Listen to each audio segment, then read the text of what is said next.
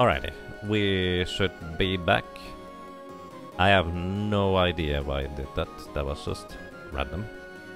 Greetings to you, Locklear. Welcome to you, Norman. Greetings to you, Hatsface. Greetings to you, Runterfall Noob. Greetings to you, Iko, B, and greetings to you, Sultano, and Profness, and anybody else who may be here already. I hope you're doing well. You're doing alright, Recodactylus? Glad to hear that. See, when will you do actual runs, you think? I have no idea. I don't know. I have plenty of projects in the pipeline, so I don't know. Either way, wolves can be mean. You may want to say it beforehand. Also worth noting, if the boy, for whatever reason, dies during this wolf fight, just talk to the lady with the sprite and the boy will automatically get revived. And kind of like before, what you want to do is just name the characters one letter in order to do this as quick as possible. So usually you name the second character A, or B, or Z, or yeah, any of these, just to make this as quick as possible. So we should be back. We should be back. So, do not forget to equip the lady, because right now she is super weak, level 1, no equipment, well, virtually no equipment. And now she is actually pretty tough at this point, having full equipment. I'm also going to give her the spear, because that is the second strongest weapon I have, in case I want to deal some more damage. So kind of like before, I will want to keep track of how much experience I have with my current weapon so far, which is what's X. So what's X right now, we have killed those wolves, and I have gotten both enemy wolf kills on this boy, which means I have 3 enemy kills now with this bat. So these guys here, you cannot shove them around like you can in the remake, you just need to repeatedly hit them. Worth noting that those chop-in hoods have 60 HP. That is 6 enemy kills total with the axe now. They have 60 HP, so 2 times 30 would be a really good enemy kill. Oh, I guess another thing that could be useful, and I have no idea whether it will be, but somebody may want to experiment with this. What you can do, right now I deal 27 damage with the boy's regular physical attack on these enemies. All these enemies have 0 defense. So, if I put the boy over here on the far left, this actually gives the boy a +3 strength bonus if I briefly give him over to being AI control. So what I do now is I switch the lady. Now for some reason the boy will deal more damage as soon as I attack. I can take control of the boy again, attack him, and I deal 3 more damage. Because the action grid kind of works like this. Now the thing is, I'm not used at all to having the characters anything than the bottom right corner. So if somebody wants to figure out how to properly kill these guys with the boy being on the far left center, be my guest, because that might be more efficient in order to kill those guys in 2 hits. Right now we have 8 enemy kills I think with TX, so I want to switch very soon.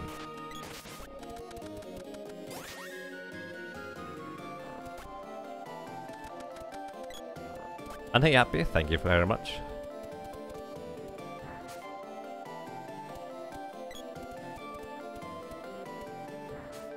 So next up, what we want to do is I want to keep leveling up the axe here. So immediately go upright in order to avoid the wolf from attacking you there. And you can skip past this ice by, it takes kind of a long time to kill him. On top of that, the wolf can decide to just be funny and heal the ice by. It can take a really long time to get past these guys. But at the same time, you still need weapon experience for the axe. You need to keep track of it. I have 81 right now.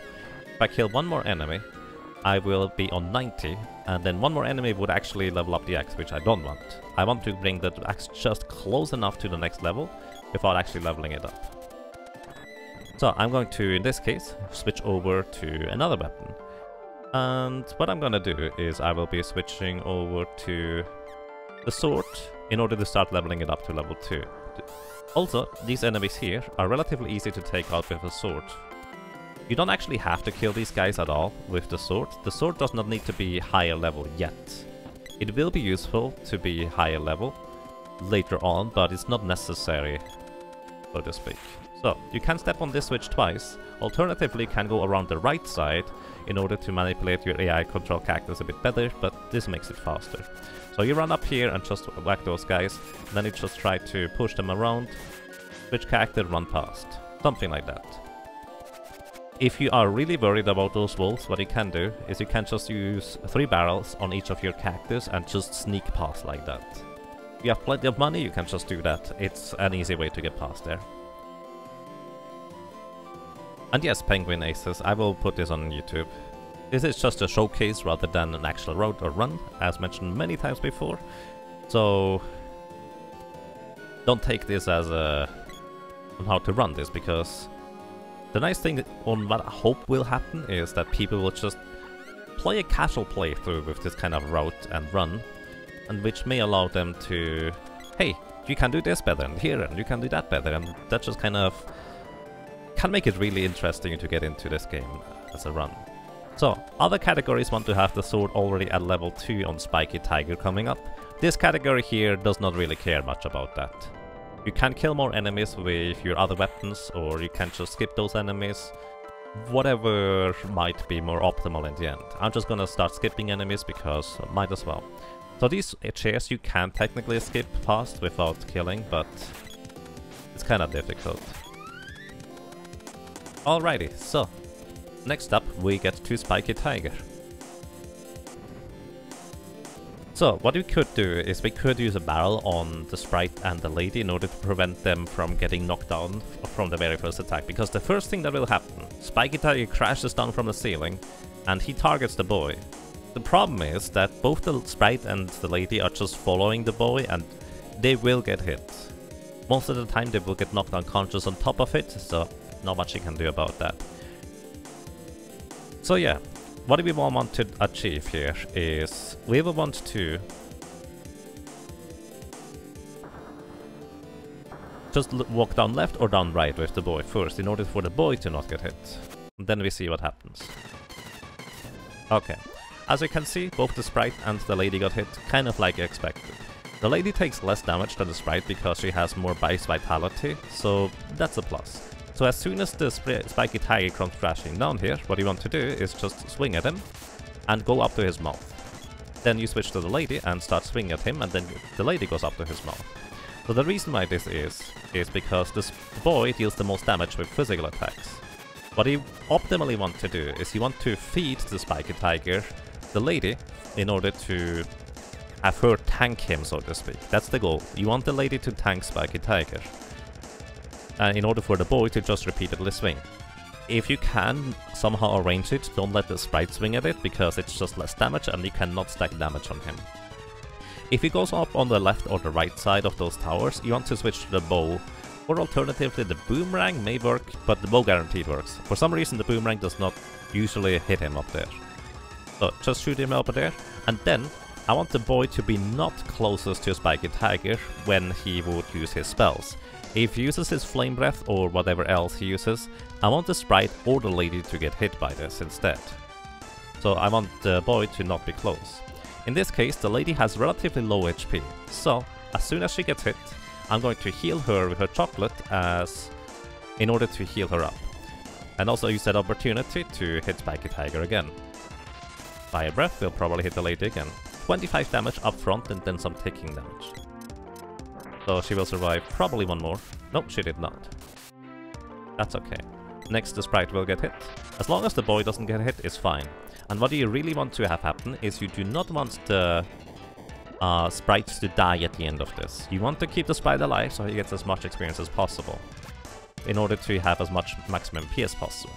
Alrighty, as soon as Spiky Tiger jumps back down, what you will want to do is you actually want to stand in the top left or the top right corners, facing up. Then you switch over to the sword in order to deal more damage. What you can do, as soon as I switch to sword, first I press B once, this makes the sword blinking, and then I press B a second time in order to select the sword, right? But then you can just keep the B button pressed and this immediately starts charging up the weapon for the boy. So, if I'm in this corner here, Spiky Tiger crashing now will not hit me. And there's that. So now I'll feed the sprite over to him. I switch with select over to the sprite in order to just put him closer to the mouth. Hit him again, and then we just continuously hit. And as soon as the sprite has low enough HP that he would die from the next hit, we want to heal him again.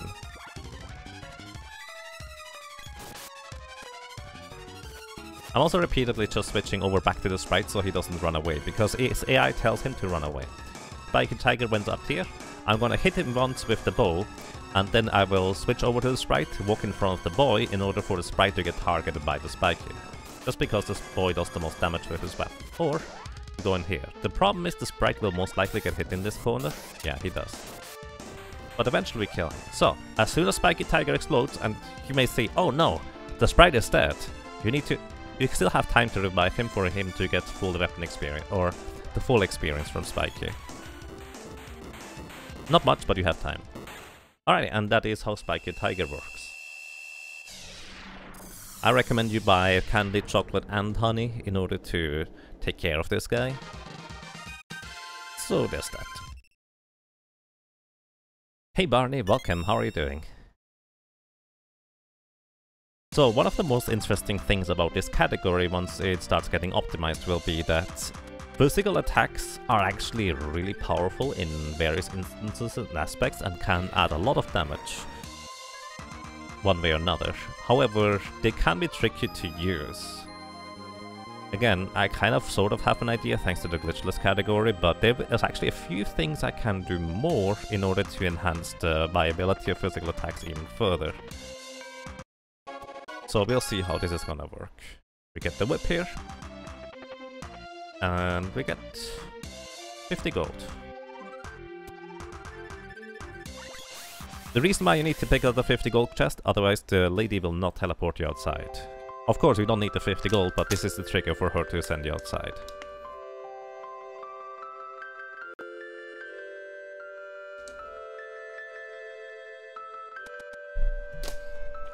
Oh, actually that's a really good question, Blood. Just thought about the money glitch you did earlier with the multiple stacks of walnuts. Are you bound to the 11 slots limit like the equipment during multiple stacks of consumables? And the answer is yes. So there's actually a little problem if you, let's say, go overboard with many stacks of fairy walnuts, because you need a lot of fairy walnuts. So if you just decide, let's just make 7 stacks of fairy walnuts, which you can, the problem is if you then have a full inventory at some point, and you're supposed to either get the magic rope or, even worse, the flammy drum, and you don't have space in your inventory, those items are just not gonna be there. They're just gone. You don't get them. So you want to be a little bit careful about this, but as long as you don't have 11 inventory slots, once you get the flammy drum, you're fine. So yeah, that is a really good question, actually. So, what I want to do here is I want to switch over the boy to the whip and now start leveling up the whip as well. Zed reaches level 5, the lady just keeps leveling. Sprite has an axe, so he can whack through those things. So, I still want to level up secondary weapons along the way, and kind of like I mentioned before, this is a bit of a odd thing to do. Alrighty, let me once again explain for anybody who has missed it. For the very last boss, the Mana Beast, what matters actually in order to power up the Mana Sword is experience from secondary weapons. And what is important is in order to maximize the efficiency, we want to level up the secondary weapons almost to level 1, but not quite. So we have 90 experience on the Heavy Spear, which is the equivalent of 90 attack power. Not exactly how it works, but let's just roll with that. Then we have 81 attack power from the Watts Axe, and 62 from the Boomerang, 9 from the Whip right now. So this is kind of how this works. What you want to have happen is all these numbers here should add up to about 450 in the end. That is roughly the goal. You can go with a bit less, you can go with a bit more, doesn't really matter. Also worth noting, if you accidentally level up a weapon to level 1 or level 2 or so, each full weapon level counts for 12.5 attack power. As you can see, 90 is a lot more than 12.5, so we don't want to level up the spear. But that's kind of worth noting, I guess, that in case you accidentally level it up, don't worry, it's not lost yet, you can still benefit from it a little bit more. So, I'm starting to level up the whip now to the next level as well, and then I will actually start calculating. I haven't really figured out or calculated which weapons I want to train when and how and what and stuff like that. I just know that the whip is right now a decently okay choice. Also, once again, if I had the +3 strength bonus from the boy being aggressive, this would actually be quite helpful here.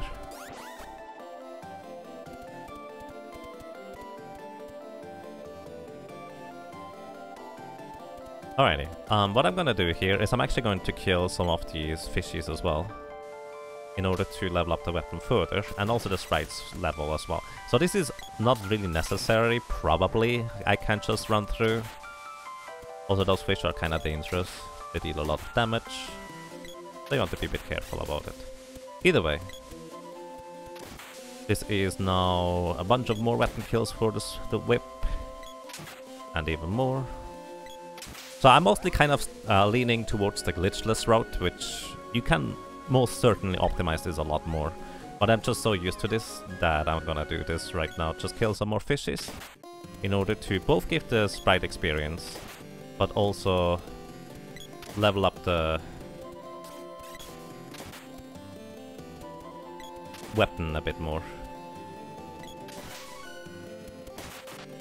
So this is 56 experience, this is 65, this is gonna be 74 experience for the whip.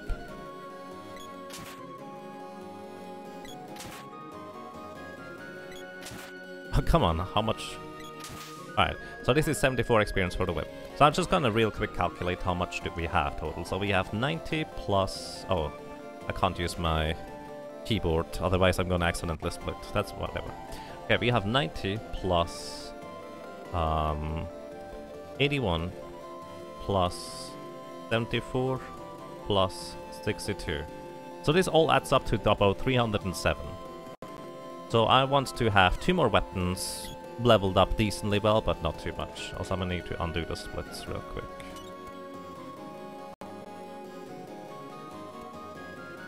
There we go. Alright, so this guy here, I will want to switch back to a strong weapon with the boy. And for this I'm gonna choose the sword. I may want to actually make it so that I will use the spear on the boy here, because the spear actually has slightly more attack power than the sword. So this is probably some optimization that we could do. Just have the spear on the boy now rather than anything else. Could be a thing, I'm not sure. No idea. To be determined. So this guy here, he has a total of 600 HP. And we don't actually have any way of skipping the second phase, so we just hit him until we deal 300 damage, where he then subsequently will transform into his second form. So, and his second form is like this. If you're too close, he will jump backwards. If you are far enough away, he will slowly waddle closer to you, until he is in range again, and then he stops walking. So the thing is, as long as you don't stand in the cardinal direction away from him, you can just keep whacking him and whacking him and whacking him in order to, well, eventually defeat him. At some point he starts casting Cure Water. During that time, what we can do is I can very quickly switch over to the sprite and the lady and whack him with them as well while he is in his healing animation. This will allow me to stack more damage on him.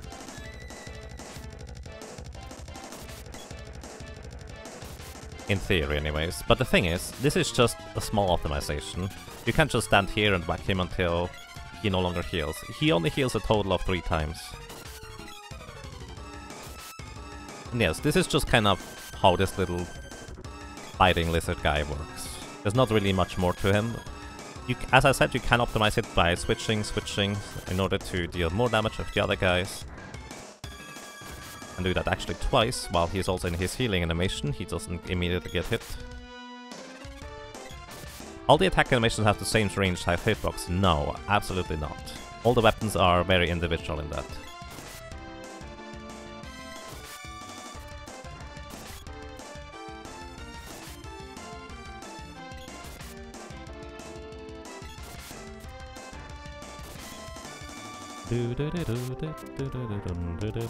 There we go.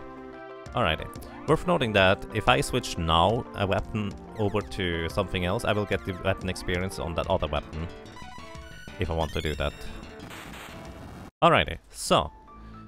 Now, in Selective Restrictions, what you're allowed to do is actually use a magic rope and then walk into cutscene triggers or interact with people in order to optimize a little bit. So what we can do here is we can use a magic rope, and then afterwards we walk into the cutscene trigger with Undine in order to get Undine. It doesn't save much time, but it's slightly more optimal. Worth noting that it's always the boy that uses magic rope and is going to be locked in place. So no matter what, if you have control over the sprite or the lady, you will be able to walk around during that magic rope animation. I just walked in the cutscene and now we play the cutscene at the entrance. This is just a slight optimization. You don't have to do that, but it's a thing you can do in order to go slightly faster. Worth noting that only the boy will be able to get out of here right now because the other two characters are stuck in the wall.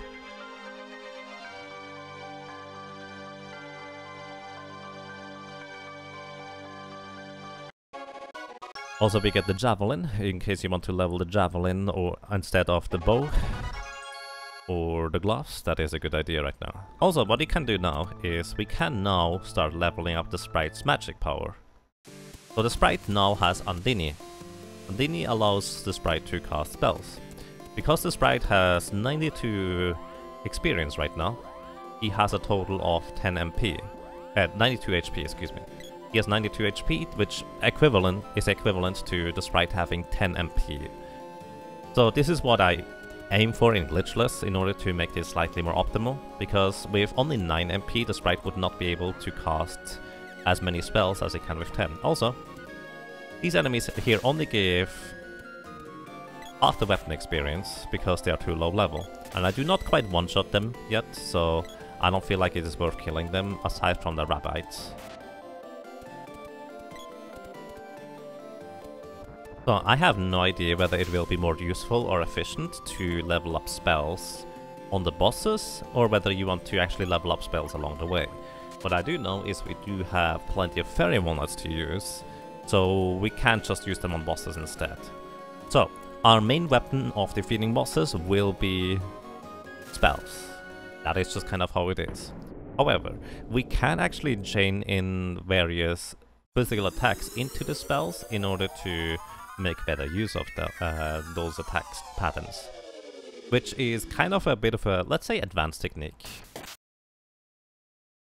What I can do is, at the very end of a spell animation, I can just attack the enemy, and as long as he is not in a animation, so to speak, where he cannot be hurt or hit, I will be able to deal additional damage to it.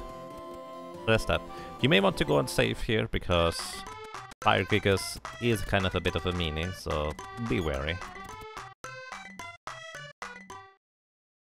So what I'm gonna do here is I will use freeze on this orb in order to open up it, the path. What I'm also gonna do is I will be switching the boy to a more convenient weapon to run through this next area. Usually the sword is pretty good.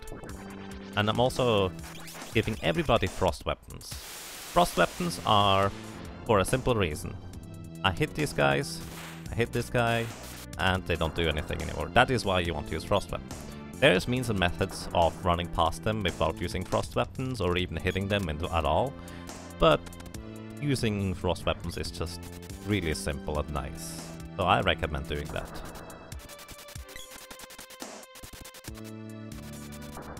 Also at this point, the physical attack power from the sprite or the lady is not that relevant anymore, so you can actually just equip them with a other weapon like the whip, because we will need the whip. Specifically, we don't need the spear anymore on the lady, so I will give her the whip. I don't know whether this will be the optimal thing to do, but here we need the whip in order to jump across the gap.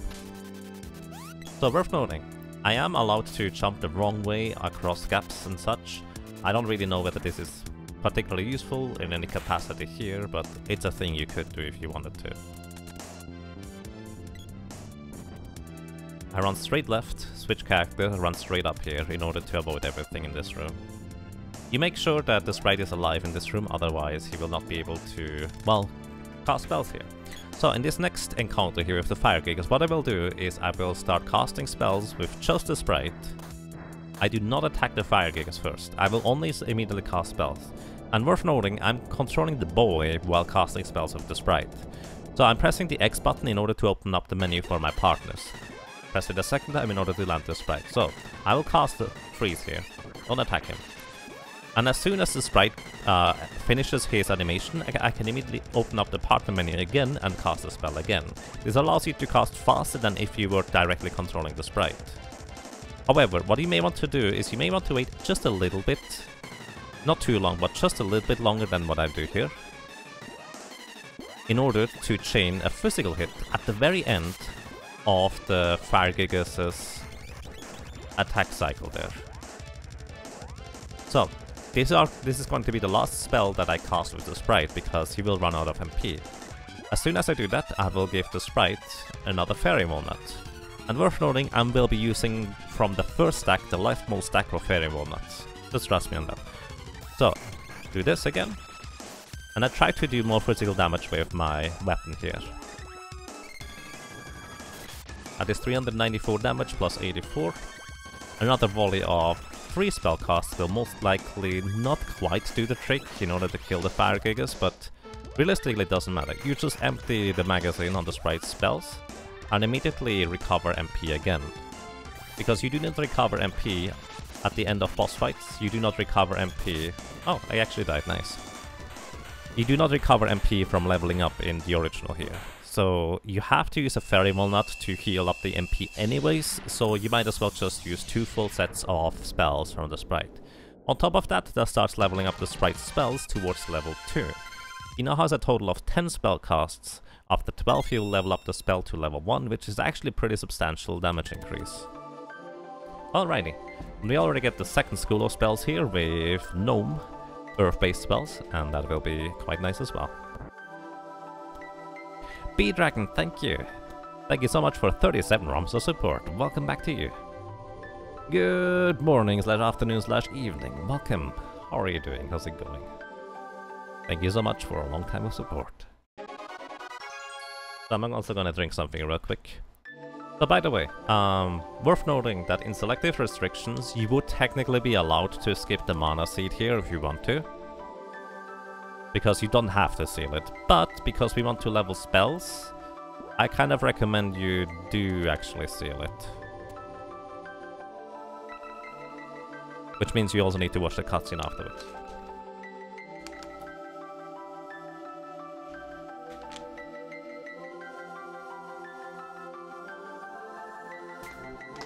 So, Selective Restrictions, in my opinion anyways, is aimed to allow you enough freedom that you could come up with interesting and surprising, I guess, routing choices, like maybe skipping this seed here might be faster in the long run. Maybe not. Worth noting that mana seeds are not just a plot device, they allow you to level up your spells a higher level. By the way, you have to walk outside, because if I use a magic rope here, I will actually go back to the entrance of the fire palace, so worth noting, you want to run outside. What we also can do, by the way, we can absolutely go ahead and level up our weapons here if we want to. I don't know why you would do it right now, but feel free to. Maybe you want to have a bit more physical damage. Either way, Selective Restrictions allows you to skip that if you want to. It's probably not a good idea, because the Earth Seed allows you to start leveling up spells towards level 2. On top of that, you actually gain a little bit of a stat boost for all cactus by having that thing too. So yeah. Sometimes it's convenient to have frost weapons.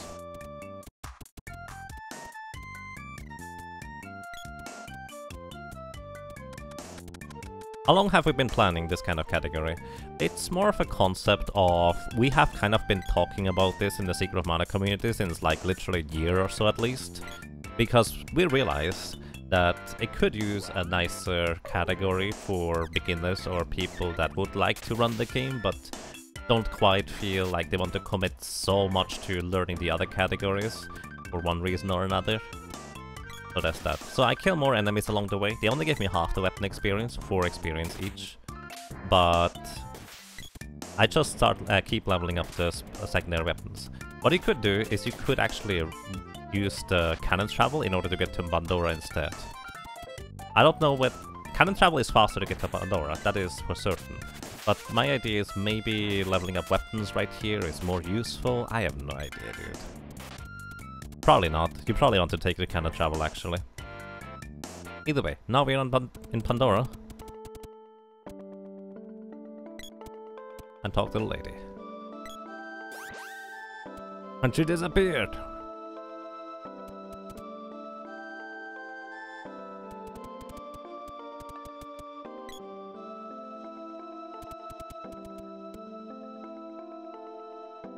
Do do do do do do do do do. Alrighty, at this point I'm just gonna try and commentate on what we do in which area in order to run through this relatively efficiently, because it's kind of the same for most categories. So, you want to enter this door on the right side, then dash straight up. Most of the time the tomato man will not be in your way. You go up here, dash down left in order to, well, hopefully not get your powder stuck. You need to stop running down left, you need to hold straight down after the lady gets up there. Hold down left here until you hit the wall, then straight down, then run down right. This will always prompt the sprite to hit the sword before the sword does anything else. Down left here into this wall in order to spawn these enemies. By the way, don't worry if you don't know what these mean. Basically I'm doing spawn manipulation. Run up left into this area here in order to despawn everything here. Up left into this wall in order to spawn the tomato guy at the top of the stairs. Then down right here, you always want to hit this zombie here. And switch character to run past. Down right, down left. Up left, up right, up left. Hit the zombie before he hits you. Up left, and then we switch over here and we are back here. Okay, that's kind of all there is to it. So basically there's a technique and strategy behind every single room in most areas in Secret of Mana, which can be pretty daunting and intimidating to learn, but you don't have to worry about it in Selective Restrictions. Just try to somehow somewhat get through. You can even use spells in order to kill enemies if you feel like that's safer for you. If you have enough resources, you can always go and buy more fairy walnuts.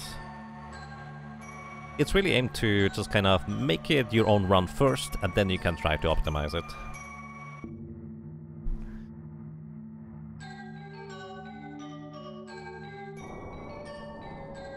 Alrighty, so wall face here is actually weak against Earth. So what you want to do is actually want to just kill the center eye with spells. So the thing is, Earth Slice has more base damage than the missile. However, because it costs 1 more MP, as opposed to, it costs 3 as opposed to 2 for Gem Missile, it does not deal 50% more damage. So it's actually more efficient to just spam Gem Missile rather than Earth Slide in order to get more MP per spellcast. Plus, you will want to level up your spells up in order to deal with certain bosses later on anyways. So effectively, it makes more sense to just use those. So, Fairy Walnut for the sprite immediately as soon as he reaches 0 MP. Then immediately start casting again. As you can see, I don't actually need to use all of the spells here in order to kill this guy.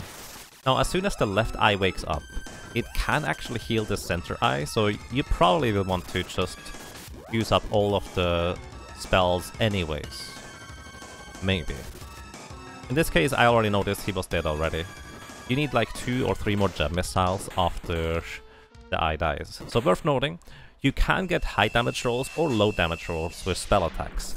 Low damage rolls with spell attacks are relatively uncommon, like 10-20%, but they are common enough that frequently enough you will need to use 1 more spell in order to kill a boss. So you can't exactly calculate exactly 6 or 7 spellcasts to kill the wall face. Most of the time you will need a little bit more because low damage rolls can happen.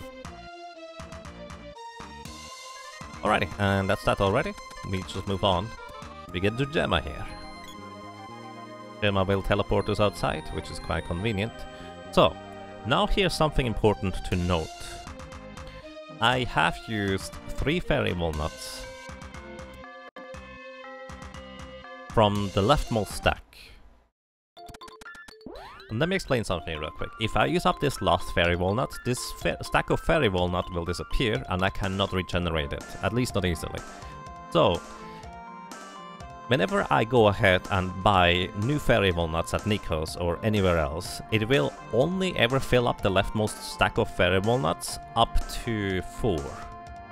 If I use up fairy walnut from this second or the third stack for that matter, I can never fill them back up through buying them at Nikos. So, those basically are just fairy walnuts I will use very, very sparingly. If I can just refill the fairy walnuts at the Nico at a more convenient place, I will do so. But I also don't want to necessarily use up the last fairy walnut from a single stack. So in this case, the sprite only has 4 MP left, which is not gonna be enough to kill the next boss at all, not in the least. So I will probably start using the fairy walnut from the second stack instead. Or I could just have made a 4th stack of fairy walnuts while generating fairy walnuts, I don't know. I have no idea what's optimal. I don't know yet. Either way, that's a thing to consider. Also, it is faster to run back to Gaia's Navel than it is to take the cannon travel. But it's way easier to take the cannon travel, so if you just don't feel like running through this area here, just take the cannon travel that is north of Pandora instead, that's fine. So, at this point I will want to check the level of the spear. Optimally you just keep track of how many enemies you've killed with this thing in your head. Only 32, alright. This is 36 because I only get 4 experience per enemy kill. So yeah, optimally you just keep track of however much weapon experience you have in your head. That way you don't have to ever check the menu. But initially it's perfectly fine to check the menu, obviously. By the way, manipulating your AI control cactus in order to obey and actually follow you properly can be really difficult. So it's really just a lot of practice. What I do in order to manipulate AI control cactus is I time my dashes. So let me explain something about the movements real quick. If I move in a straight line, the AI control cactus will aim to be exactly behind the boy, no matter what. If I move diagonally, they'll just aim to be near the boy at a certain distance away, or whatever else they are. So, walking in cardinal directions is very, very useful as a tool in order to manipulate your AI control cactus to stay very close to you. Or closer anyways. Especially if you're running, this allows me to just dash straight up here, and this will make AI control cactus dash straight behind me, and they will not get stuck as easily. So in a lot of cases it will be I just know how to run, and it's a lot of practice and trial and error until you finally figure out these things. There's not a whole lot that I can tell you more than these general rules. Maybe see or watch a more experienced runner run through certain areas, because your characters will get stuck everywhere, all the time. That's just how it is, and there's not much you can do about that. Are the second and onward stack getting refilled with chest drops? Speaking of... no, actually they do not. So chest drops do not refill the other stacks either, it's only ever the first stack. Basically, the way inventory works is... the shopkeeper checks whether you have already a certain item in your inventory. If you do, it adds it to that stack. As soon as that stack reaches 4 items, the shopkeeper will refuse to put any more on the stack. So basically what the shopkeeper does, it checks the first item. Okay, this is not fairy walnuts, let's check the second item. This is fairy walnuts, alright, let's put it here. Do you have 4 fairy walnuts already? Okay, then put it here, or don't allow you to put it there at all. Stuff like that. Speaking for casual rather than this category. Yeah, no, it does not. By the way, in this chest there is a whip orb. Whip actually gets 2 orbs in quick succession. Right after the Jabberwocky you can get a 3rd whip or a 2nd whip orb already. And the whip is actually a pretty good weapon, so you may want to consider using it with the 3rd level. Speaking of 3rd level, we could have gotten the spear level 3 in Pandora Castle, which allows you to balloon enemies, and that is crazy good. Like, I'm not joking, that might be something you want to do casually, or, well, initially anyways, because it's so good. Alrighty, so here we have this guy. Now, let me explain something real quick. I earlier talked about power. So Freeze is the strongest spell in terms of just the raw damage output from Andini's spell school. And Earth Slide is the strongest spell from Gnome.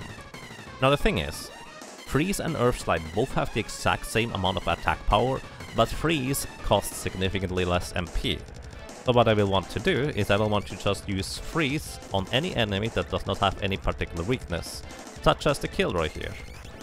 Kind of like before, I'm attempting to add more physical damage at the end of a spell cast. Now Kilroy does not have any particular weakness, so it takes quite a few spell casts. I will have to at least use 2 Fairy Walnuts, maybe even more, in order to defeat him efficiently.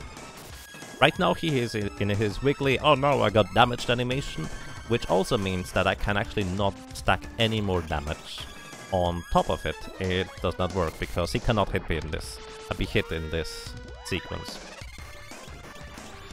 So I actually already used 2 fairy walnuts from the second stack.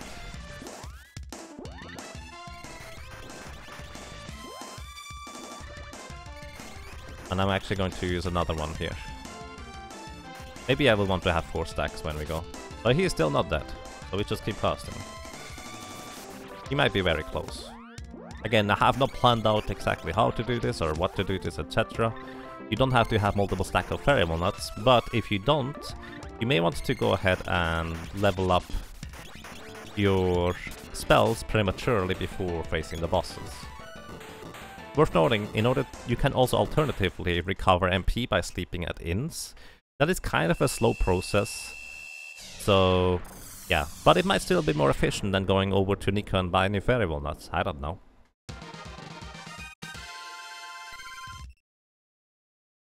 The Scorpion Gang, a surprisingly effective comical RPG villain.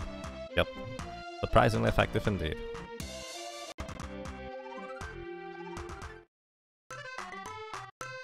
Let's bring it back to the Water Palace. Alrighty, we have 1 stack or 1 fairy walnut on the 3rd stack remaining. Not a whole lot, and I will probably use up at least 1 stack here somewhere along the way.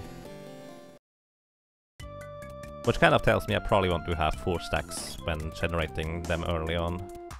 Maybe, maybe not, I don't know. Everything needs to still get routed. Also, you may notice I still have the spear, or the javelin I guess, on the boy. And I did not switch it for the boss fight. So the boy could add more damage if he were to use a stronger weapon than the javelin. So that might actually be worth a consideration too. I just want to level up the javelin to the appropriate level, and at this point I think it is leveled up reasonably high, so I'm going to switch over to the spike knuckle. I just want to keep leveling up weapons until we arrive at a certain point. We have an estimate for this category yet. Probably faster than glitchless, but probably not by not. I would guess like half an hour faster than glitchless, so 3.5 hours. Probably. Hey Pork Sharks, welcome, how are you doing? So next up we will fight against a certain Jabberwocky. Jabberwocky is actually resilient against water. He would be weak against fire, but we don't have access to fire spells yet. So the best thing we can do is actually use earth-based spells that are just neutral damage. And thus we mean, well, I'm just gonna use Gem Missile again, because it is more damage per MP used. So we just spam Gem Missile coming up. And hey Muppleton, welcome to you as well. Want to avoid getting hit by those fishies. You don't have to kill them. This is where having the level 3 spear for balloon might come in really handy.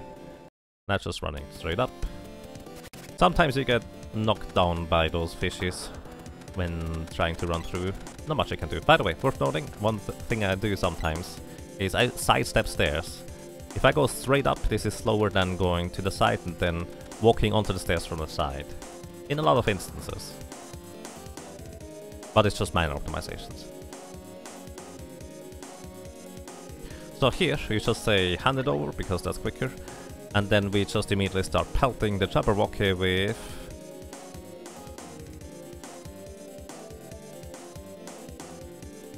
gnome attacks. And yes, you have a lot more survivability in glitchless actually. Alrighty. Right casts spell. I'm gonna actually destroy one of the stacks.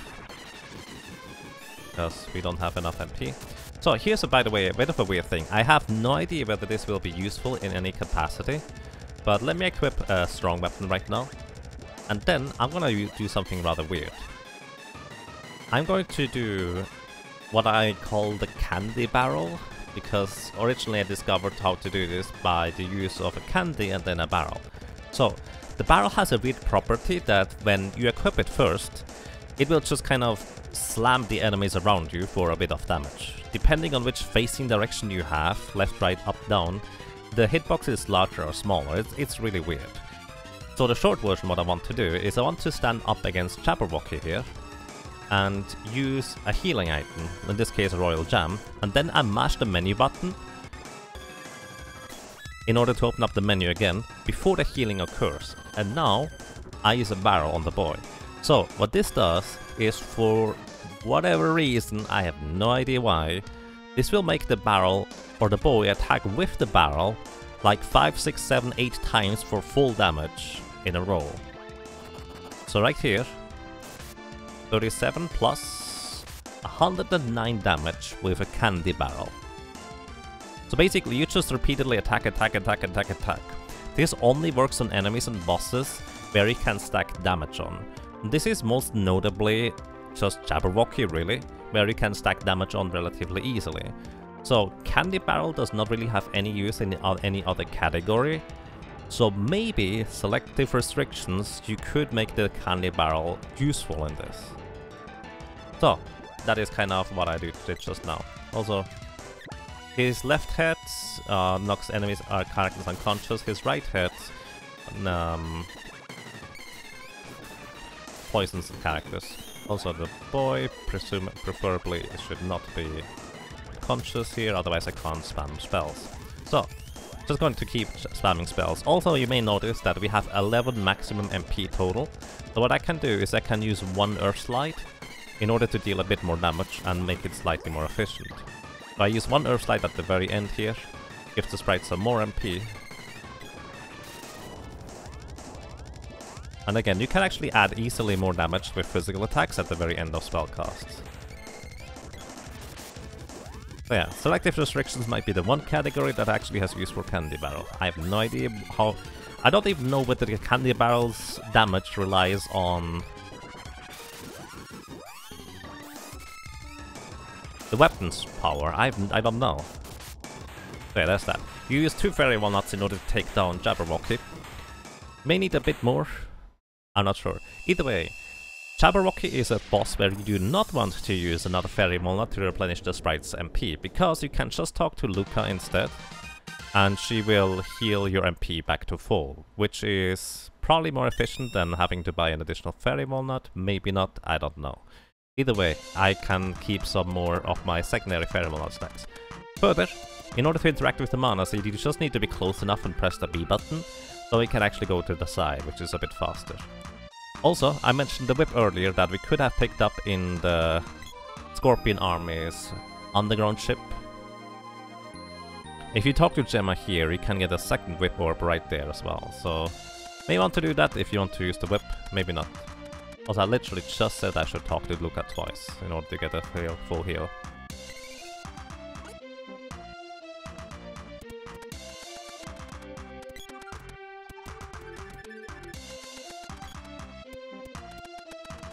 Delicious Candy Barrel. But yeah, Candy Barrel is a technique that I actually use in glitched solo character runs so far. But aside from that, it basically doesn't really have a use. Maybe. Either way, I need to level up the weapon a little bit more on the boy, so I'll just switch over to this thing.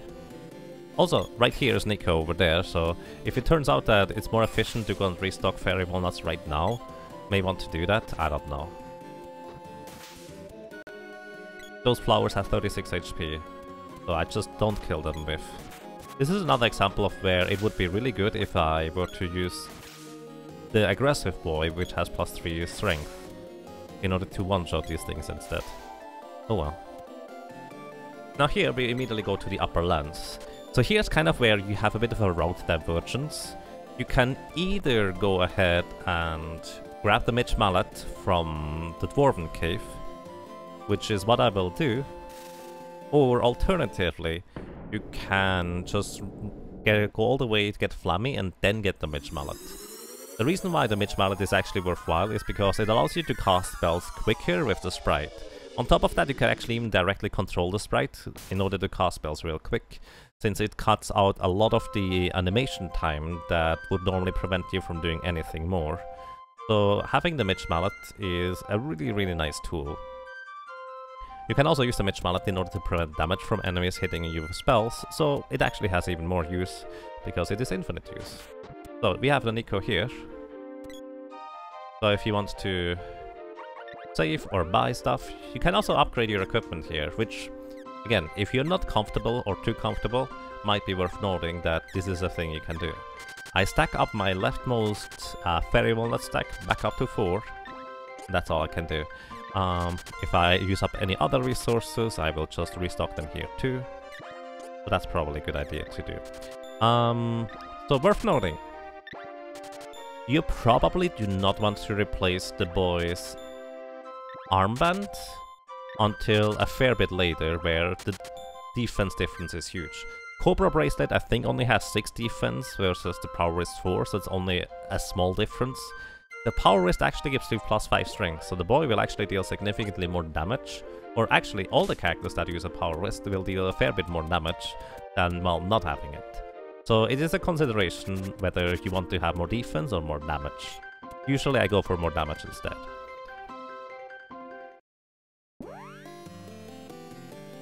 You assume you will be armoring up given how much money you have? Yes, that's just kind of the idea. Later on, when people are more comfortable with speedrunning this game, you will probably just run through the game basically not upgrading armor at all, because why would you? But until then, this is why Selective Restrictions exists, really. It allows you to cast quicker. So, worth noting, I'm actually using Freeze in order to take care of those Pebblers. Those Pebblers have a substantial amount of magic defense, and if you multi-target, your damage is split among all enemies, and all of these enemies will contribute with their magic defense. So what you actually want to do is you want to only single target those Pebblers, and then hopefully hit them a little bit more with physical attacks. And then they're almost dead, so I do one multi-target and hope this is gonna be enough to kill them in the end. And there we go. This worked pretty well. So you just use a bunch of spells with the sprite in order to defeat those Pebblers really quickly. Here's another opportunity to level up the weapons with Watts.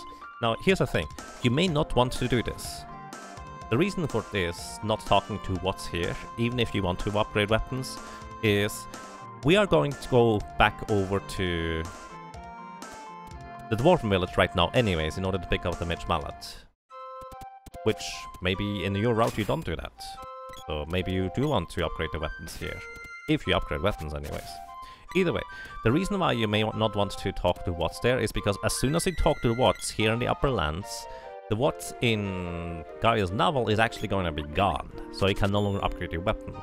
And later on, you could instead go and grab your Mage Mallet if you don't grab it now. So, kind of a bit of a give and take. So, if you want to upgrade your weapon, let's say after you get Flammy, don't talk to Watts right here. On the other hand, if you get the Mage Mallet right now, you might as well talk to him in the Pure Lands now that I think about it, the Upper Lands now that I think about it. Hit this guy to deal a bit more damage, get a bit more experience for my weapon.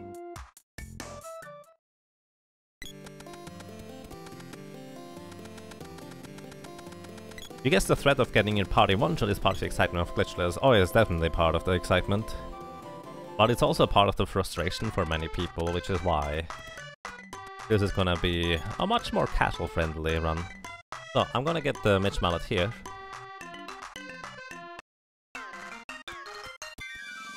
Worth noting, by the way, that you can actually do the same trick as I did earlier with Bandini.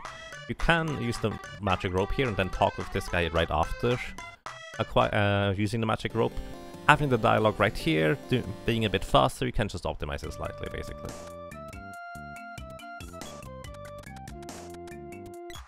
I run up against the wall in order to avoid having my characters run away from the bee. Honestly, running into a wall is actually one of the best methods of manipulating your AI-controlled companions to cooperate.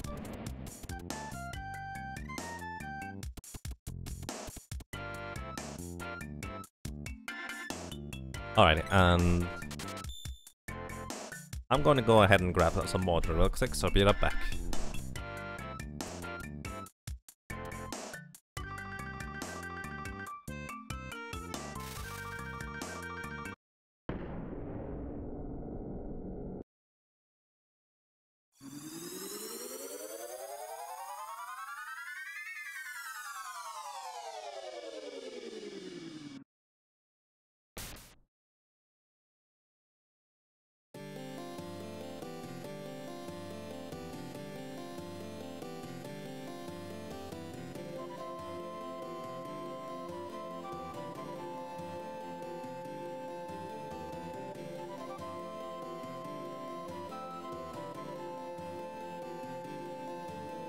Alrighty, I'm back. So, let's continue here. So I still want to level up this the weapon here that I have. And once again, optimally, you just keep track of how much experience you have on the weapon without having to look it up. Which... I haven't routed this, so I don't know. Mushrooms only give half weapon experience as well. Worth noting, by the way, because the sprite and the lady are both higher level, or way higher level than the enemies now as well, they also will gain only half the weapon experience if they kill the enemies, and you only get half of that. So actually, if the lady or the sprite one-shot or last hit an enemy, you only get a quarter at this point, because you're way higher level than the enemies.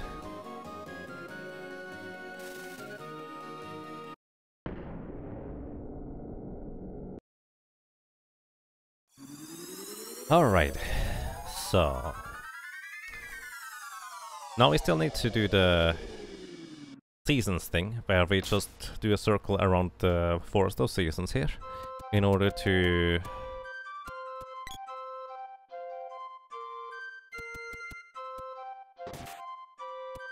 open up the passage to the sprite's home.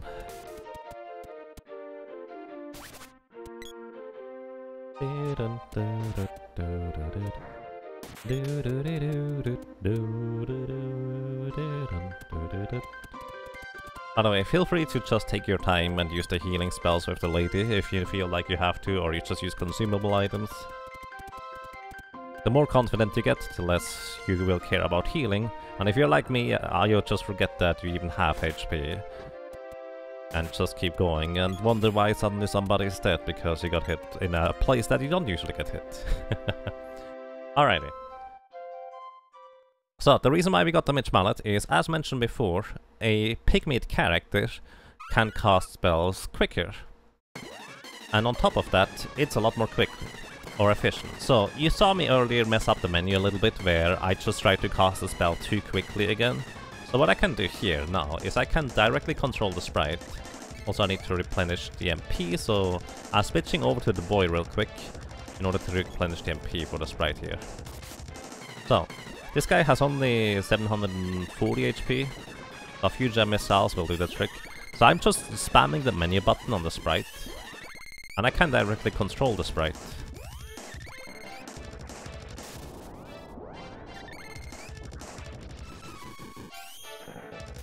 Well, in order to win. So I thought I would actually defeat this guy right now with just this amount of fairy or attack spells. I guess I was wrong. So I should have healed. Rip sprite. If you want to hit this guy, your best chance is javelins or bow. See, I was right. He did not have much HP left, but he did have enough HP left that it was actually just a bit too much remaining.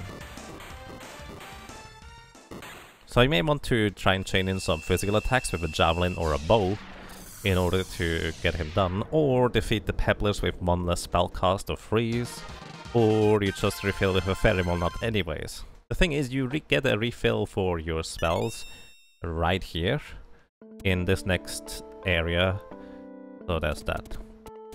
And kind of like before, you do not technically have to seal the Mana Seed of Wind, it's not necessary. In this case there's very short cutscene associated with it, so I feel like it's absolutely worth it for getting a bit more magic power and attack power and the higher level spells. And since I mostly rely on spells, it's probably generally worth it, but you can technically skip that, the game does not check for it.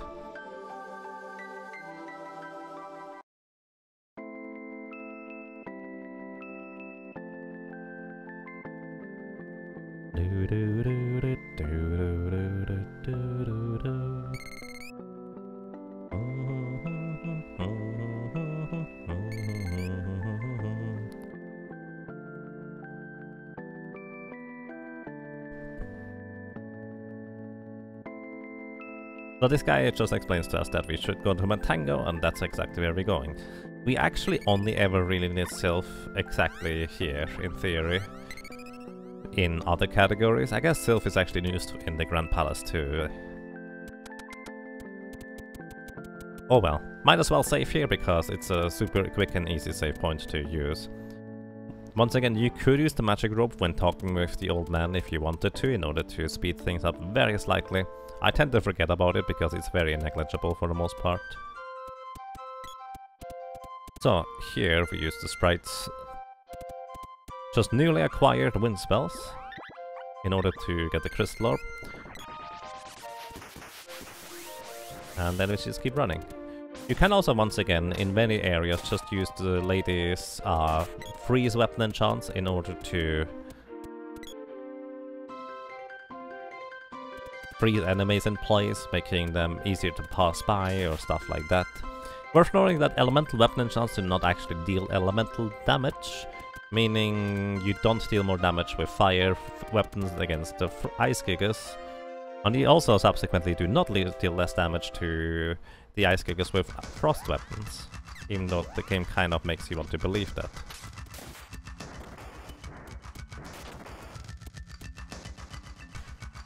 In fact, you actually deal more damage in case you use the frost weapons against the fire gigas, because every weapon enchant gives you a very slight attack boost to your weapons.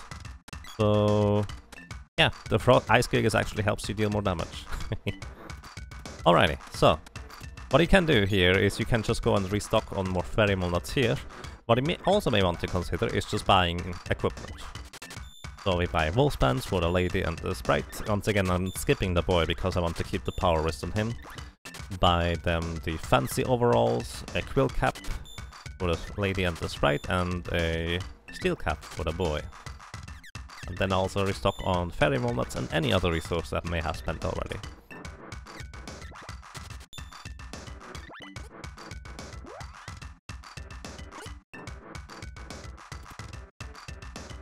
Oh yeah, blood, you can skip actually those two.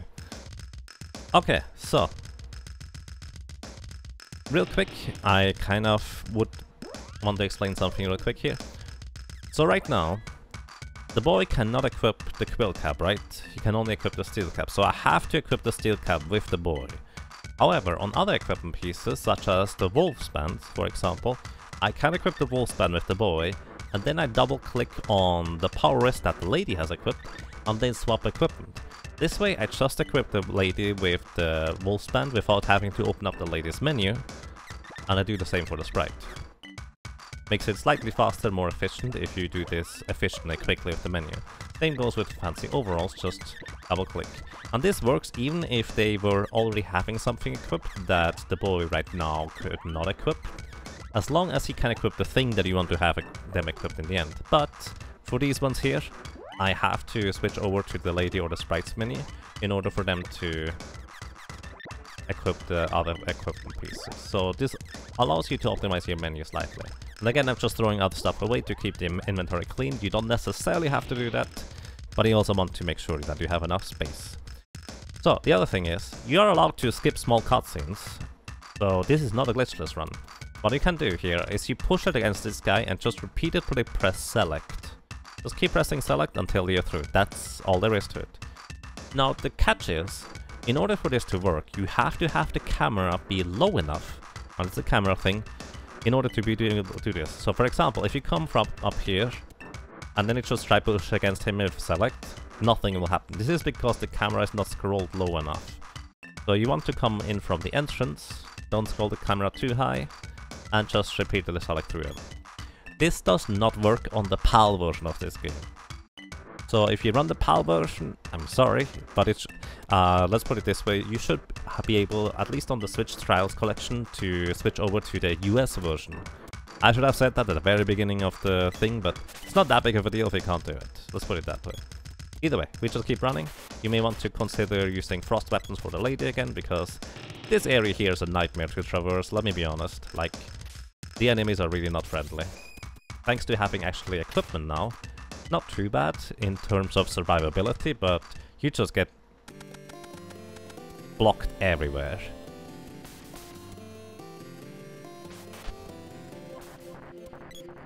Just trying to get past here, and effectively these areas here are a lot of freestyle on how you want to traverse them and run through them efficiently, so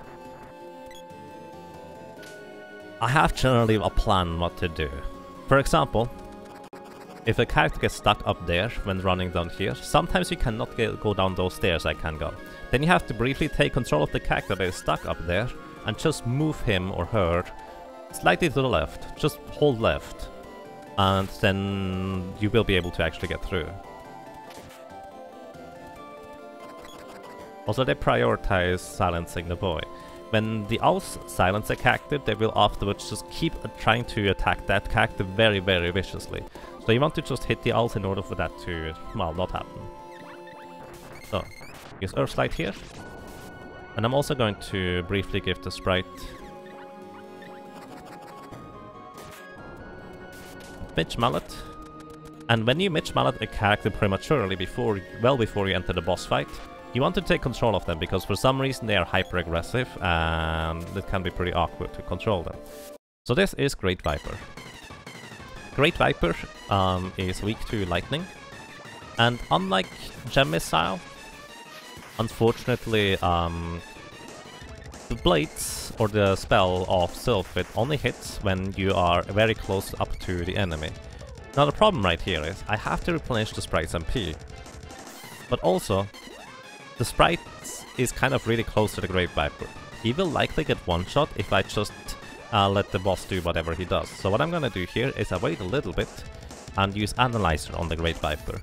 This keeps Great Viper in place and allows the sprite to recover MP and cast another spell without the Great Viper getting out of this lock. That way I just keep Great Viper in place. You may also notice that I could use Thunder instead. Also, I can't hit you when you're off screen there, that's mean. Come back! Lady will get hit. If you have a whip is actually a pretty good weapon to deal additional damage to this guy whenever you have the opportunity. You can only hit the head of the Great Viper, and the further away the sprite is, the more awkward it is to try and well, deal additional damage to this guy. So I just take control of the sprite. I need to recover the sprite's MP again. Wait a little bit, use Analyzer from the lady. Run the sprite up close and cast more Air Blast. Air Blast is very tricky to use because you optimally want to have those air blades connect with the Great Viper immediately as soon as they come out, but this can be pretty difficult with positioning.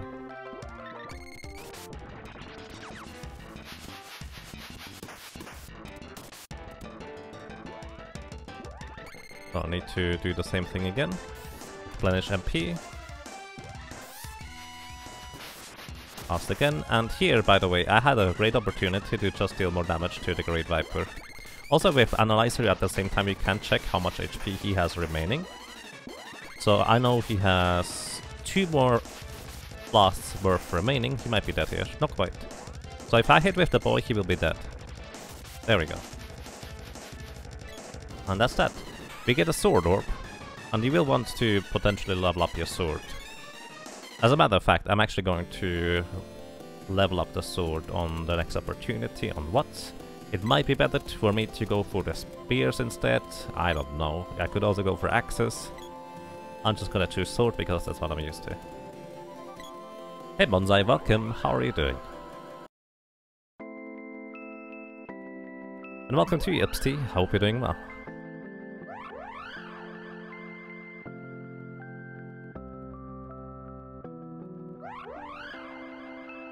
By the way, the sprite now has 129 HP. This tells me that he has a total of 12 MP, so he would be able to cast one more spell compared to what he was able to do before. So, sprite reaching 129 MP is pretty nice around here. Another thing worth noting, there is a Javelin Orb just to the right of here in the King's area here, and upgrading a Javelin to level 5, I think, gives you a Javelin that can balloon enemies, kind of like the Spear level 3 does. And it may be worth your while picking it up in order to do that in later sections, because enemies there are pretty vicious. But at the same time, maybe you don't do that, I don't know. Either way, we just used 3 Fairy Walnuts in order to get past the Great Viper, so I will want to go ahead and restock them. Also going to just upgrade the sprite's weapon, because why not?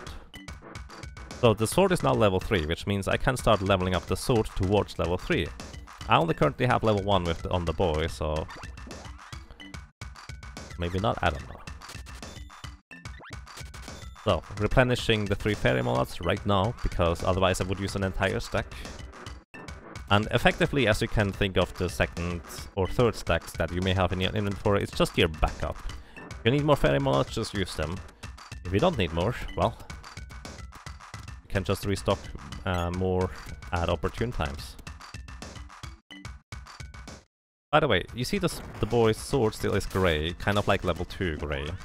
What you may have to do is switch to a different weapon and then switch back to the sword in order for it to update its stats and attack power. Sometimes it's just a visual effect, sometimes it's actually the earlier weapon. It depends. Alrighty, next up we go to the desert. You specifically go to the desert even though you could go to the ice country first and get Salamando and do more stuff, which it might be more efficient in the end, I don't know. But the reason why we do this here is because you can travel from the desert to the ice country and then back to the desert. However, if you go to the ice country first, you then first have to go to Matango, and then the ice country, and then the desert. So in a sense you have the same amount of cannon travels, but a more path in between. So it's a few seconds faster usually to go to the desert first. At least that's true for the glitched categories. This might not be true for Selective Restrictions, I don't know yet. Either way, what you want to do in the desert is you go 1 up, 1 left, 1 down, 1 right, 1 up. That's kind of the path. There's various other paths you can choose. You can do 1 up, 1 right, 1 down, 1 left, 1 right, 1 up. Effectively, you just want to enter your starting screen from the side and then go up. The entire desert is a 3x2 grid that just kind of infinitely loops until you get to a specific point.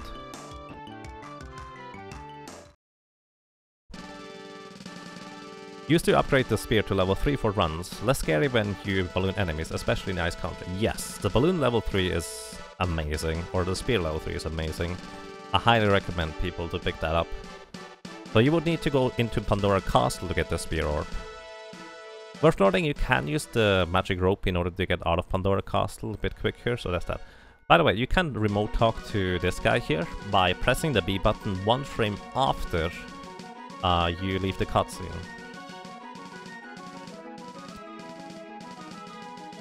You have to talk to him a second time anyways, but the thing you can do. To smash the B button. Is this basically a no major glitches category? Yes, basically. We just don't call it no major glitches because I always think it's really weird to define what is and isn't a major glitch, but yes, this is basically no major glitches.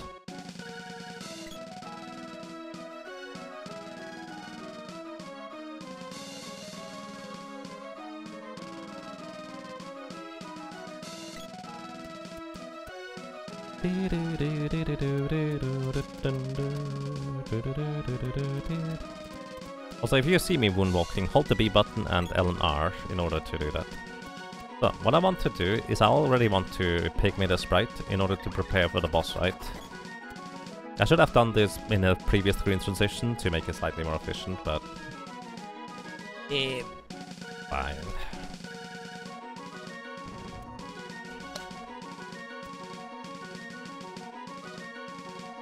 So this next boss, he does not have any particular elemental weakness, so he just spam freeze until he dies. And that's gonna be a theme for most bosses that don't have any particular elemental weakness, except when we need to level up specific spells. So here's the thing. In order to effectively take out, let's say, various bosses in the Pure Lands, you want to have the spells at least at level 3 or even level 4 in order to kill them more efficiently. There's even bosses before that just really want to have higher level certain spells. So it can be really, really important for you to level up other spells before that. So, just casting freeze on this guy. Worth noting he has less than 1000 HP. I'm just doing this.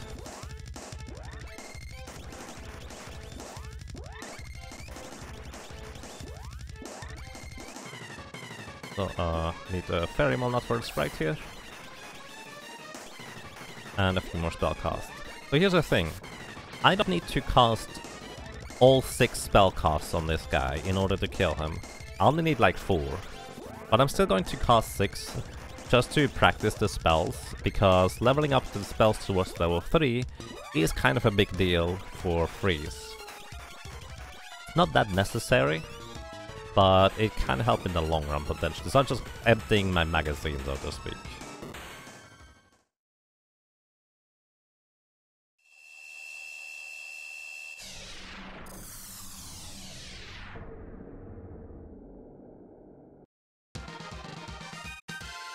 Bring. Got the Webs Orb. Hooray. So talk to this guy immediately, just press B. Oh, by the way, whenever there's a selection of yes, no, or any other option coming up, and you want to select the first option, as soon as this text box pops up, you can just hold the B button in order to automatically select the correct choice. Pretty simple.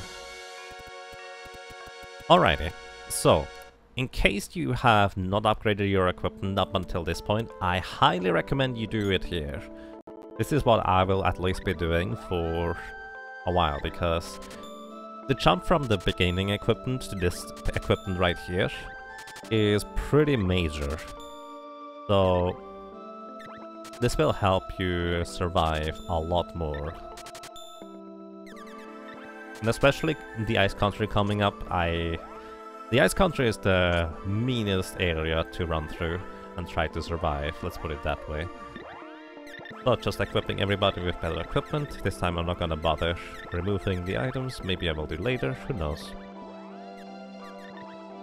And once again, I'm going to keep the power wrist on the boy in order to have the +5 strength on him anyways.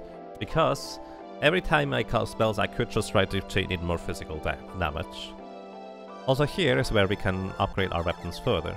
If I had upgraded the whip, maybe I want to upgrade the whip. And actually, is it level 4 or level... I think it's level 4. Okay, never mind. So there's that. I don't know why I would want to upgrade the weapon here right now, except for maybe speed level 3 if you haven't yet. The problem about speed level 3 is that we actually don't get it if we don't pick it up in the Pandora Palace until actually the Ice Country itself. In Santa's house you can actually pick up the ice orbs, the spear orbs. Yes, we do use mana glitch in this. Which is also why calling it no major glitches is weird, because isn't the money glitch kind of a big deal? Because it just trivializes money management for the rest of the game. So that's why we call it Selective Restrictions. So you may want to save before going to the country, or the Ice Country, or at the very least, use an Ice Saber in order to freeze the enemies coming up. You can already start moving as soon as the sparks fly in the air from the lady. And also worth noting that even though our weapons right now do not look like they have freeze weapon enchant, they actually do. So I can already use this here without any trouble. Can you stop pushing this thing along, guys? We don't need a pet, we already have some. So you have 3 attacks, I think 3, maybe 4, on each character in order to freeze enemies, and freezing enemies here is really helpful. I highly recommend you do it. If you haven't picked up the spear orbs for whatever reason, you regret not having balloon, here's where you can get the spear orbs again. Just make sure to only upgrade it to level 3 and not level 4, because then you lose the balloons again. And Takaze, thank you! Thank you so much for 13 months of support. Welcome back to you, sir. Well, I'm glad you enjoy your stay. So unfortunately, it's not guaranteed that we freeze enemies, and I'm pretty sure all of the characters lost their, well, charges now. So we just run through the rest without. I go up here a little bit, spawn this wolf in order to have no enemies spawn in the center, and we just go right here. Kind of like before, we want to pygmy the sprite. And this is probably the boss where maybe chaining in physical damage might be the most useful out of any bosses there are. Oh, I never restored the MP for the sprite. I should have done this after the mech rider. Oopsie. Because this guy here does not have any particular weakness, and he has a lot of health and also a lot of magic defense. I'm trying to chain in more physical damage. I'm pretty sure I didn't get any so far with the sprites at this point. It is really difficult, and you have to go at the very end of the spell cast in order to deal additional damage with the physical attacks. You also need to wait or space out the spells a little bit further than you can go possibly in order to deal more damage here. So level 3, unfortunately, right now is the maximum level we can level a spell to. So this is basically as much damage as we do with the sprite right here. So, yeah. This guy has a lot of HP. You can still target him even though he is on the ground. Hey Plushie, welcome, how are you doing? It's been a while. How's it going? Welcome back.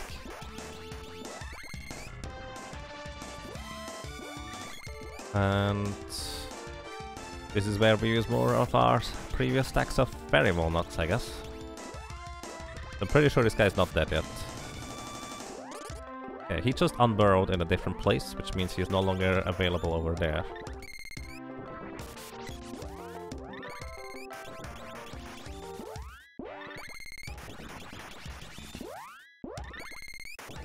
Also during this fight, what I can do is I can briefly use the lady's spells in order to cast or recast frost weapons to give everybody a weapon enchant again. Also, by the way, one thing I haven't mentioned yet. What you want to do whenever you defeat the boss, you want to stack up your party in one spot as good as you can, because your party will gather on one character, and the closer they are together, the more quickly they gather. It's really just a few frames, so don't worry too much about it, but that is something you will want to do once you're comfortable with defeating the bosses.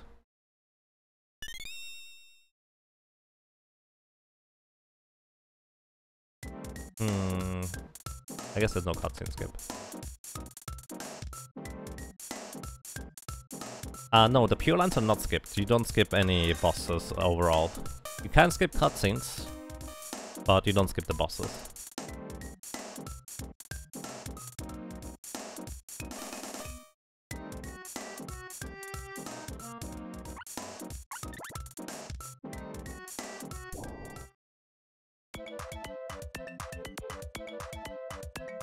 It's just that my splits don't show that much. There is more to the splits. They will just keep scrolling down. The line between Doomswall and Mana Beast is very slightly thicker than the others. It's just not particularly well visible. Alrighty, next up. We keep running in this area here. And these turtle lances, or turtle enemies, are pretty mean. You can freeze them, but again, it's not guaranteed. Also, I'm going to go ahead and just restock fairy walnuts at Nikos up here. You may be able to skip that if you do some more clever routing, or you just have a lot more fairy walnuts, or you just chain in a ton of more physical damage with the boy into the boreal phase, for example. That could be a thing too. But in this case, I just want to restock. I have two more fairy walnuts backups that I can use, after which I will just only ever rely on one stack of fairy walnuts, I guess. Hey Em, welcome. Hope you're doing well.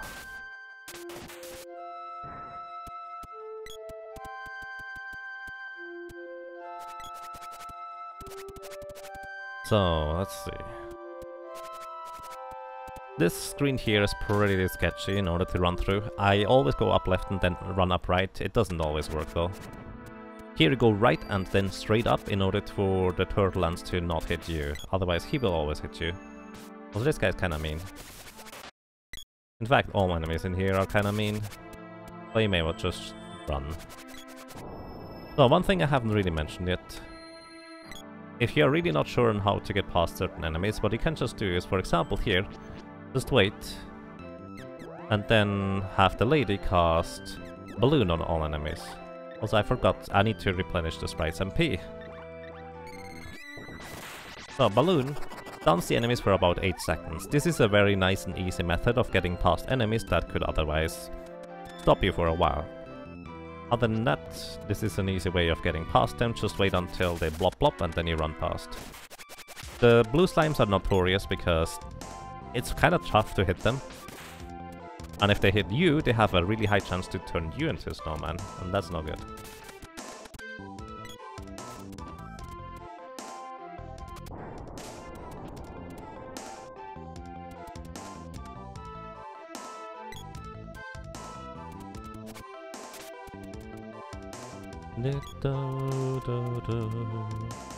So, we did get Salamander as our element to cast spells with now, so we have fire, and we will need fire in both this mini-boss battle coming up and also coming up in the next section. So, now we will fight against those little biting lizard enemies again. However, our goal is to actually skip the second phase in this case. So what I want to do is I want to deal just below 300 damage to those tadpole enemies. I have no idea how much damage a fireball level 0 does. 126, so 2 fireballs should just bring them below 300 HP. That is if the AI controlled cactus do not accidentally hit them for any more damage. So either way, what I want to do now is actually I want to use a lava wave. Or 2 actually. Lava wave because it costs 3 MP rather than explode 6, but lava wave is actually weaker than the fireball. So it's 2 lava waves and... There we go, that worked. I used 2 lava waves and a fireball in order to insta-kill this guy. So they actually only have 600 HP. If they transform, they have 777 HP. Also worth noting, you want to be careful about restoring your MP in this fight, because if the enemy basically just dies, you lose your MP restore. It's kind of weird. Either way, I have no idea how much damage this guy took so far, so...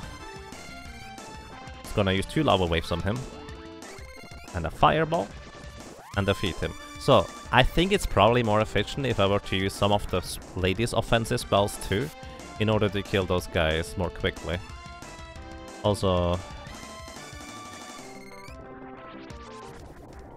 I don't have enough MP to do this, so I'm just gonna do this.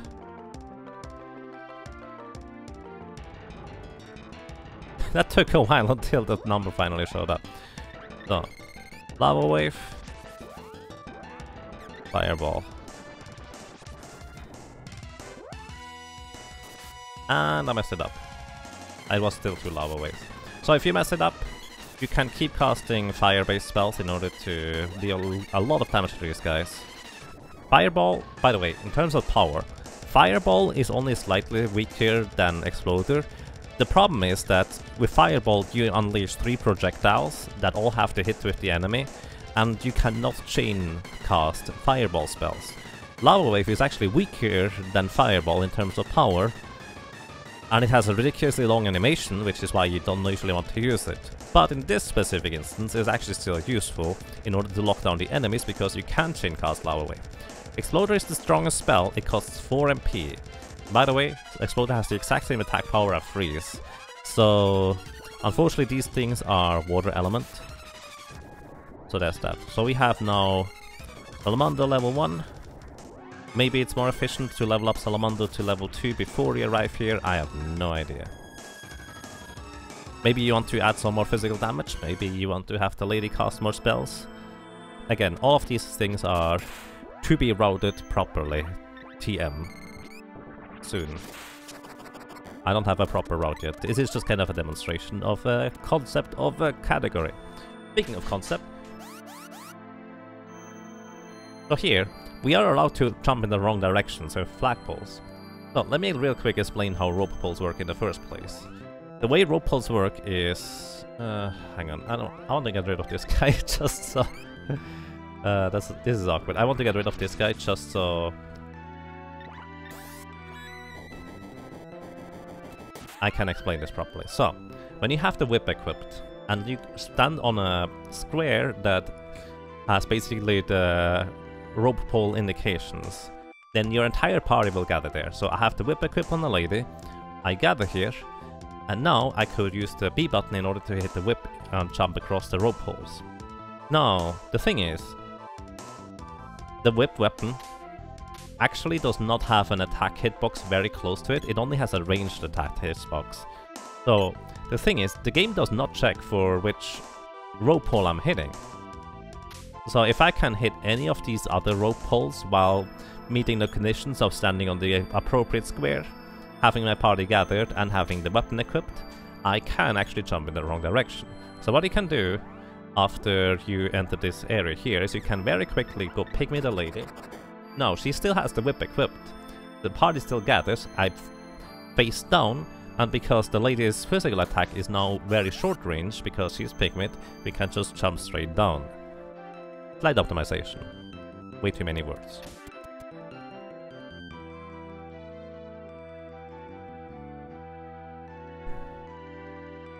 Oops, wrong thing, you need to say no there. Obey me, turn back. No.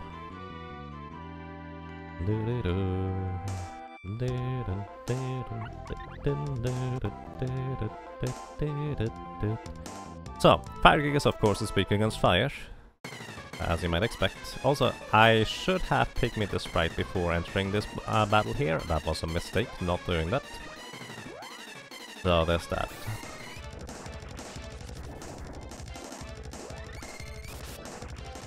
The nice thing about the Ice Gigas is, as long as I keep repeatedly hitting him with fireballs, he will stay stun locked and he cannot do anything. The not so nice thing is right now, I don't have enough fairy walnuts to preserve 2 stacks of fairy walnuts, so I will just end up using 1 full fairy walnut stack and I only have 1 left. So, I have no idea what the management will be for fairy walnut stuff. I just know that the lady's gonna die if I don't heal her here. I just know that we need to optimize the fairy walnut consumption. So you can stand up here. The fire gigas or the ice gigas does not come up here and then just blast away with more fireballs. You want to probably be a bit closer up to him. Also, kind of as mentioned before, he gives us Ice Saber level 6. This actually allows us to deal more damage than before. It's silly, but because Ice Saber is not actually Ice Element, and Saber enchants give you a slight weapon strength boost, we actually deal more damage than not using or having that. Kind of crazy. Worth noting, he just gave us the Ice Saber as he died, which means we now have fake Ice Saber.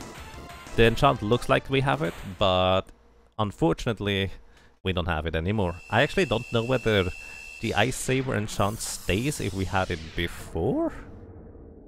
So, no clue. Should have glitched in more stacks of walnuts? Probably.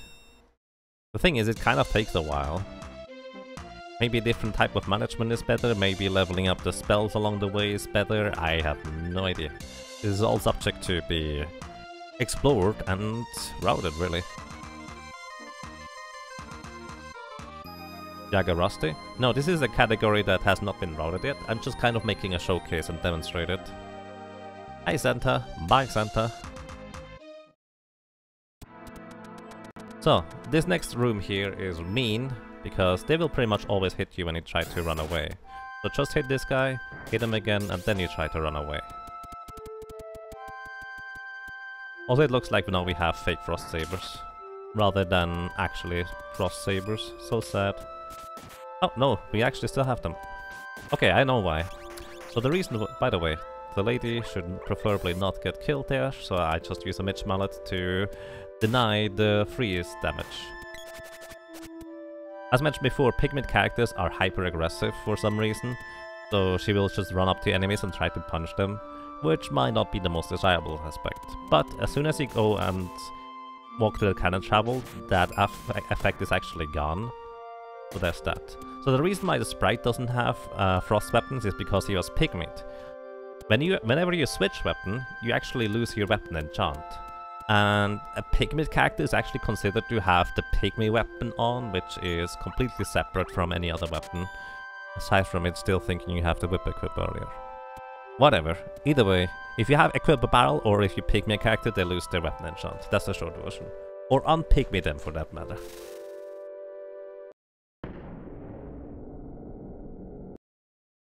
Shorter animations, I think, is the reason they're more aggressive.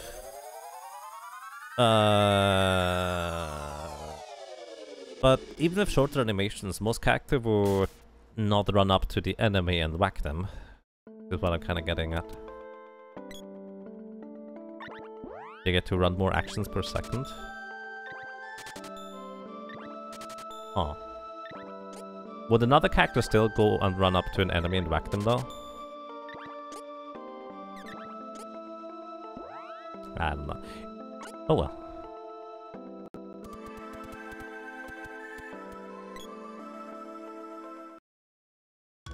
So, upcoming, I'm gonna do a thing that is called the barrel power slide. It actually saves you a few seconds. But let me just tell you, it's absolutely not necessary, required, or all that useful. So I will just kind of demonstrate the concept and then go the normal way anyways, just to so we have both bases covered. So, the barrel power slide is the concept of whenever you have a barrel equipped, and then subsequently your character gets healed, and they are already walking in direction, they will not get pushed around by conveyor belts or ramps or anything like that. They just continuously keep walking in that direction. So what you want to do is you want to barrel the boy and the sprite. Then you run up with the lady here in this room. There is demonstrations how this works. I'm actually not going to demonstrate it. I want to keep the barrels. Then you run up in this room and heal everybody with the lady's spell, rather than doing anything else. And subsequently, also barrel the lady with a separate menu. So that's that. Oh, the sprite does not have enough MP to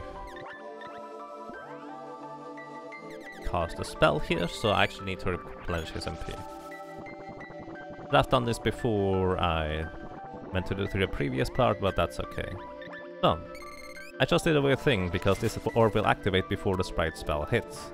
The reason for this is because the game doesn't check which spell hits the orbs that you want to activate. The game checks which spell has been cast last. So I cast Lava Wave on all targets, and then I started casting the next attack, the Exploder, right after, which is actually the correct spell. And since Exploder was then subsequently the last spell the sprite cast, the orb says, alright, you actually cast the correct spell, let's just go. A bit strange, but that's how it works.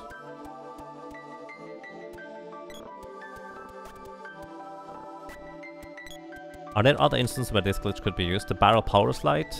Maybe. That's actually why I want to keep the barrels, honestly. I don't know, but I have an idea already.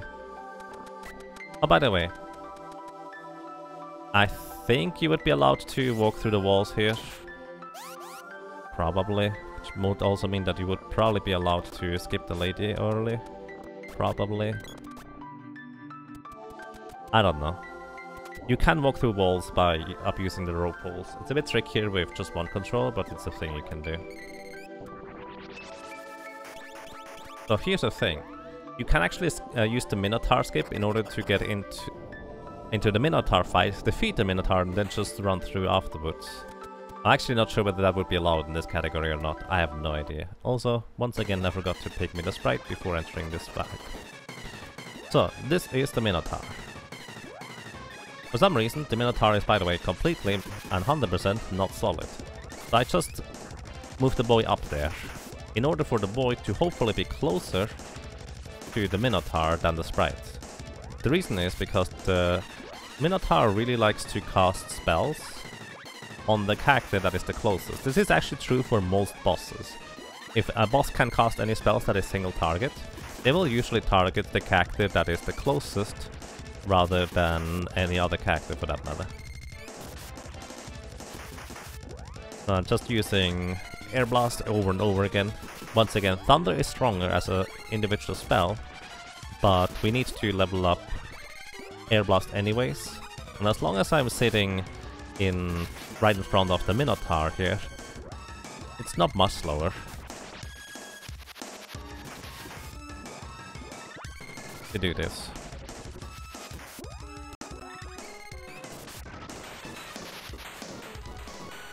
If slower at all, because you would need to replenish your fairy walnut significantly more frequently if you were to Well, do it any other way. In the underground ruins. You know where the water pushes you down? I want to go up there instead. I have no idea whether that works. I'm actually not gonna test it. I'm just gonna point out that could be a thing that works. By the way, you want to mash the B button here, because you can potentially interact with the mana seed early. Alternatively, what you can do is you can use the magic rope and then interact with the mana seed, making this slightly more efficient here as well.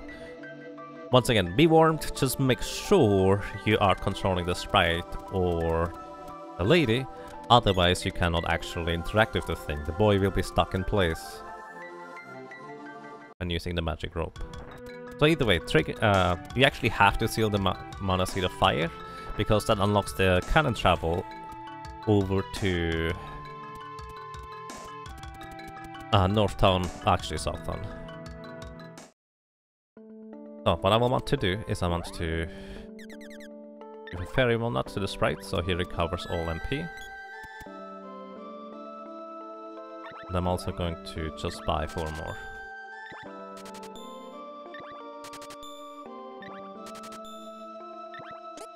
If you fight him during the Minotaur skip, not skipping the boss, so it could be allowed. No need to clear. Oh, that one! I want to actually recover this lady's MP instead. Yeah, we will need to clarify this. This is not something I actually thought of. I will need to write that up. So there's 2 things I need to write up right now. Whether you would allow to be walking through walls with the rope pulls, and whether you would be allowed to do the girl skip. And I guess now also whether you would be allowed to do the Minotaur skip but still fight the Minotaur. So those are 3 things I need to address. As mentioned before, just make sure to check on the pastebin, because I will likely update the pastebin on what is and isn't allowed.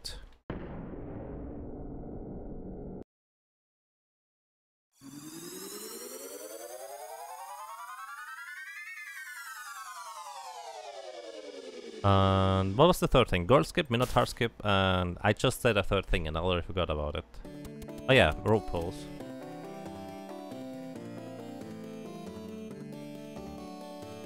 Probably. Okay, I got it.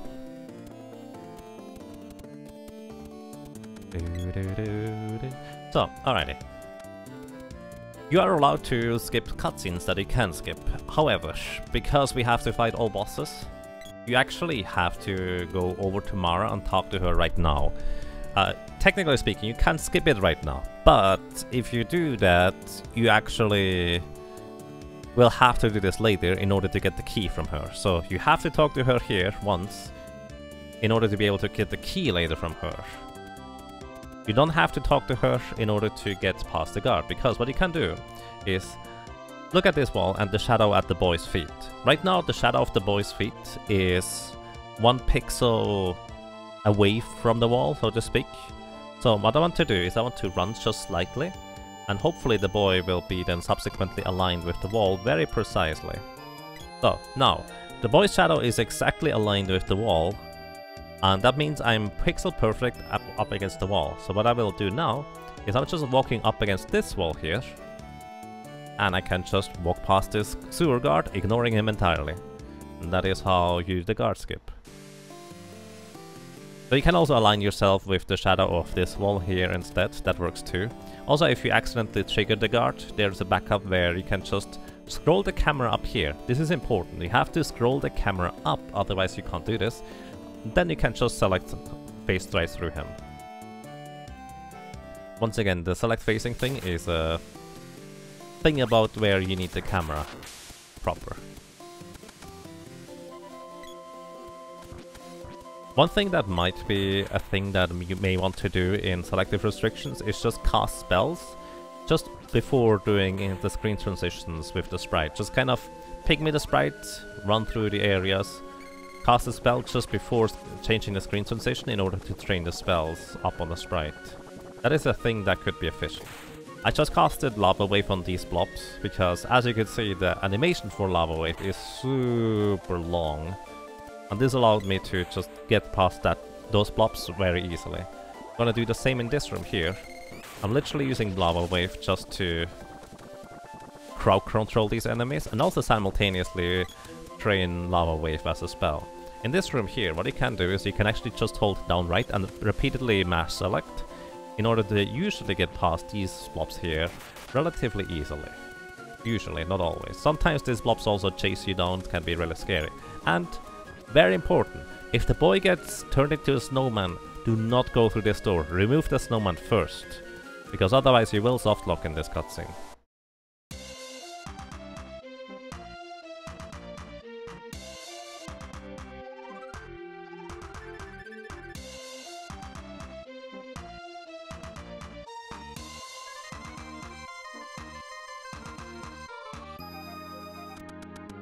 Alrighty, now we are in North Town. In North Town you can actually upgrade your equipment again if you'd like to.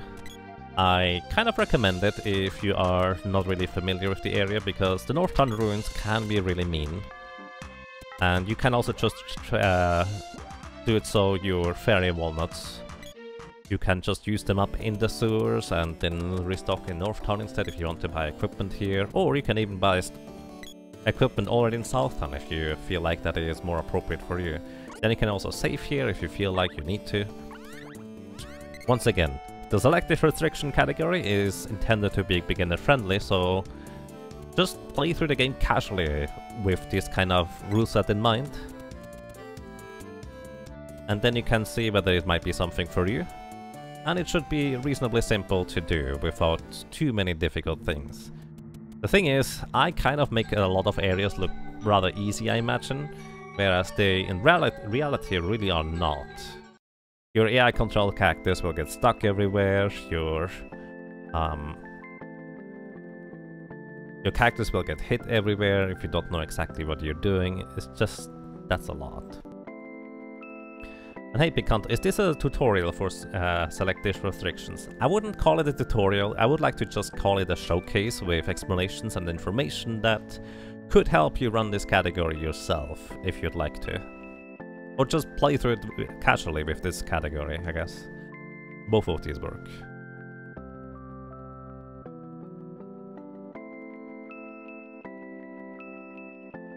Alrighty, Northern Ruins can be a bit of a mean area.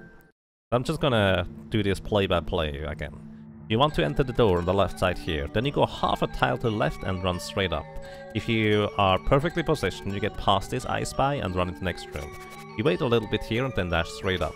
Very often you will be able to get past both zombies and into the door without getting hit at all. But also sometimes, this guy here loves to just hit you over and over and over again, and the sprite is dead already. So, the Northern Ruins are a perfect example of an area that usually is not a problem, but can be. In this room you just hold down left and go past. Do not run in that room. Do not run in that room. In this room so you just go down right and dash straight down. In this room you go down left, dash straight left, not too close to the pillars, otherwise some enemies might hit you.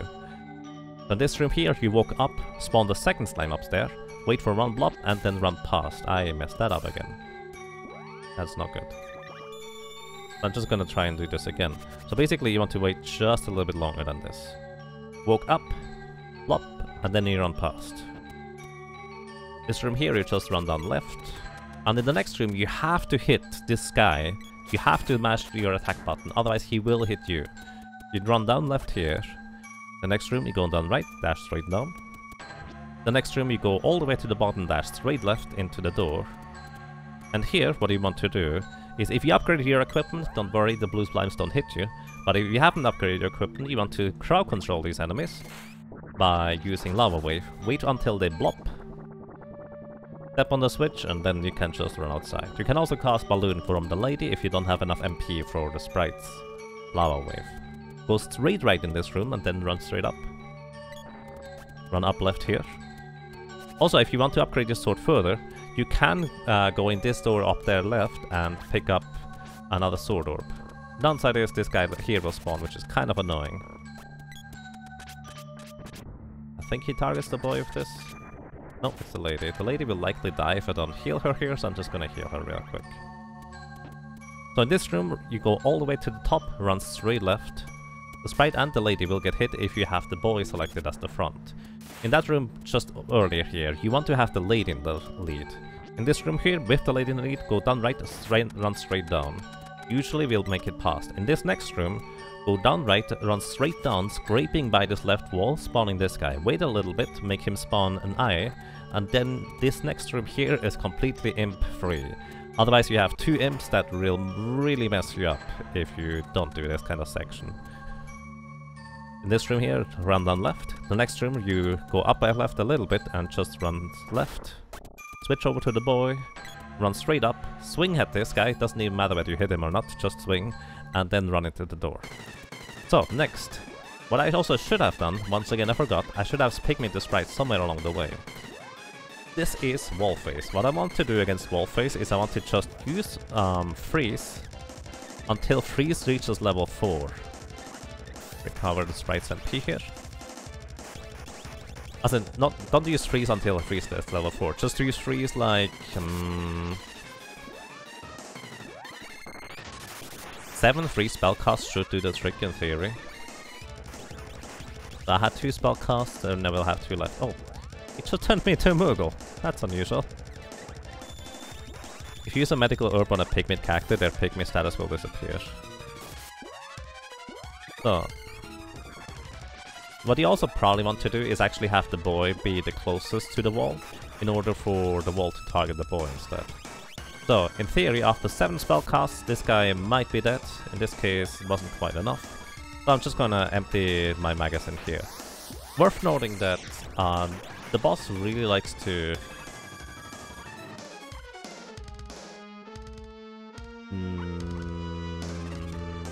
this one. Worth noting, the boss really likes to heal himself with the left eye. So, if you pygmy the sprite as soon as you enter this fight, you can kill the boss before the left eye can get possibly healed. But at the same time, you may want to be careful about that. I'm glad you like it, Big Hunter. And hey Promi, welcome, how are you doing?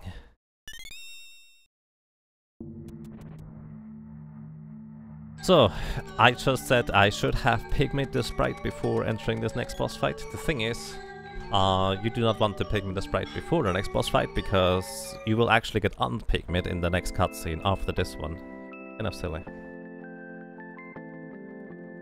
You're okay? Alrighty. I'm glad to hear that. Also, sorry, I should have said seizure warning. I keep forgetting that. Life has been a bit crazy.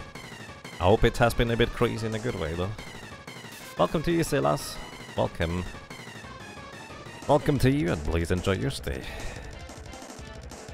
I hope you're doing well. And if not, I hope you're doing better soon. So, as I said, you normally want to pygmy the sprite before entering the next boss's arena, just to cast spells quicker, but you can't really do this here, because in this cutscene, both the sprite and the boy will get knocked back right here. And this will actually unpygmy the sprite, because the knockback just does that. So here, what I'm gonna do is I will actually want to start leveling spells. Specifically, I want to level fire. So what I want to do is I want to cast Fireball as my very first action with the sprite here. Then I switch over to the boy and pygmy the sprite.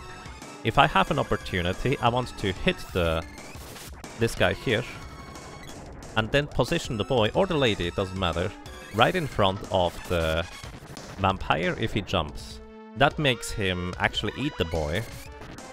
It doesn't recover any MP, but he also doesn't do anything else. So it's not terribly dangerous, because he's only dealing like a third of the boy's HP in damage. So it makes it simple. And if he is flying around, you want to position the sprite kind of like this.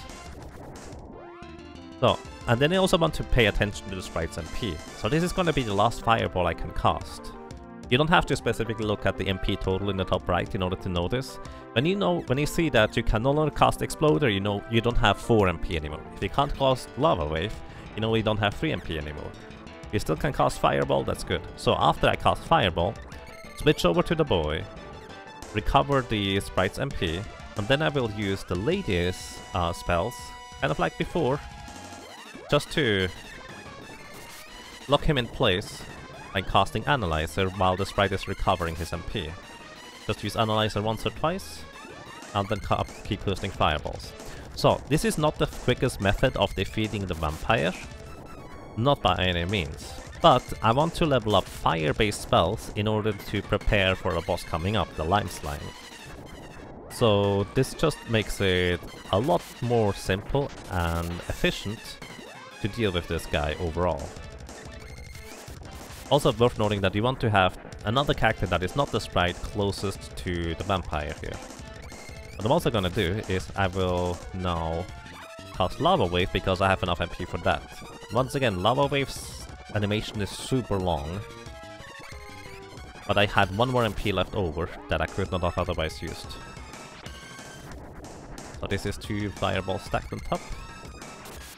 And in theory, this guy should die before you run out of MP. Hopefully. If he doesn't, I would have to use more freeze spellcast. There he's dead. Okay. So I just keep spamming fireballs for this guy specifically. Again, free spellcasts are better because they deal more damage, they are more efficient, they are quicker. But I will need to use fire against Lime Slime. And Lime Slime has a lot of magic defense and also HP, so if I don't level up fire in time, this might be a problem. So for once we break the rule of if an enemy doesn't have any particular weakness, we use freeze. Because fire is just useful and necessary later.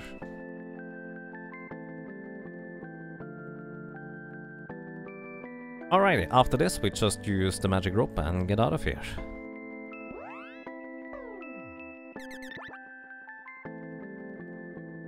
So, worth noting that both the sprite and maybe even the lady are pretty low on MP at this point, and in order to salvage this, I need to recover their MP right now.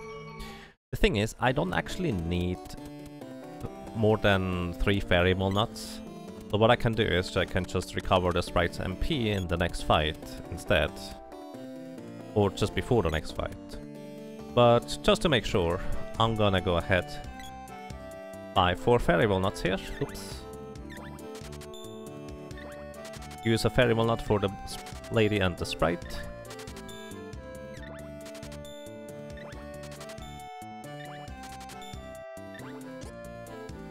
Also, always replenish medical herbs.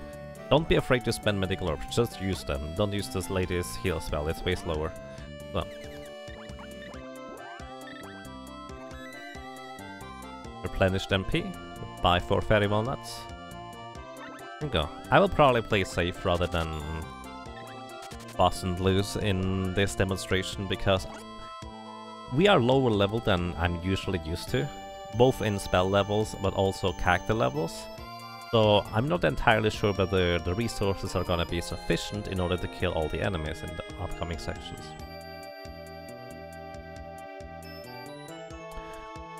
Greetings to you, Codewebs. If you may have seen just earlier, !SR will give you the information in a pastebin, and that's kind of where you can look up what selective restrictions means. As a word of information, selective restrictions is still prone to be changed in terms of rule sets, what you are allowed and not allowed to do, based on feedback really. If people think, oh, this isn't that bad, you can't just allow this, or I don't really like doing this, maybe we could just not do this in selective restrictions either, some things like that. By the way, kind of like the vampire fight before, I would want to pygmy the sprite before entering the boss fight, but because of certain animations, the pygmy gets reversed anyways. Yeah, it's basically like no major glitches in Zelda Link to the Past, but we didn't call it no major glitches because then you would need to justify us in why something is a major glitch or something isn't a major glitch that we do or do not ban. So, yeah. It's just selective restrictions. It's a very arbitrary category aimed to just make it the most pleasant run through this entire deal. So, we still cast more fireballs here. The nice thing about casting a fireball, by the way,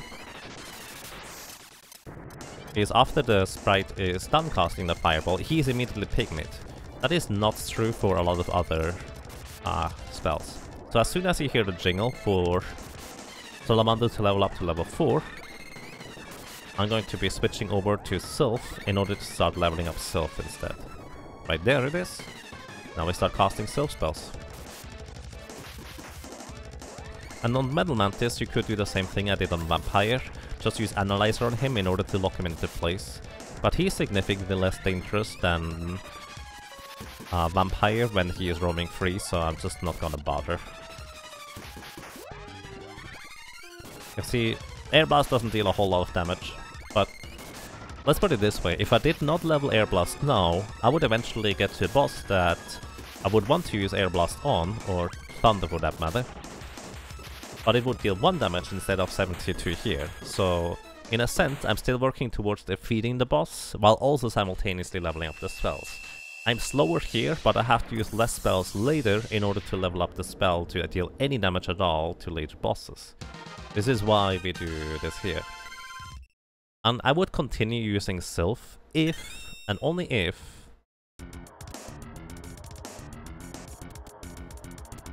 the next boss wasn't such a jerk if you use spells that, well, if you don't properly change spells, let's put it this way. Also, worth noting here, if you need a few more levels, these guys are super nice and quick to defeat. Just cast 2 freezes on them, and this might also give you the opportunity to refill the sprite's MP. 2 freezes will kill those guys, and if you're low on resources, you can hope for a chest to appear. The 1 in 16 chance to get a chest, and the common drop is a fairy walnut. Use Analyzer on the chest to disarm the trap, and there you go. Let them clap twice and run past otherwise, if you don't defeat those guys.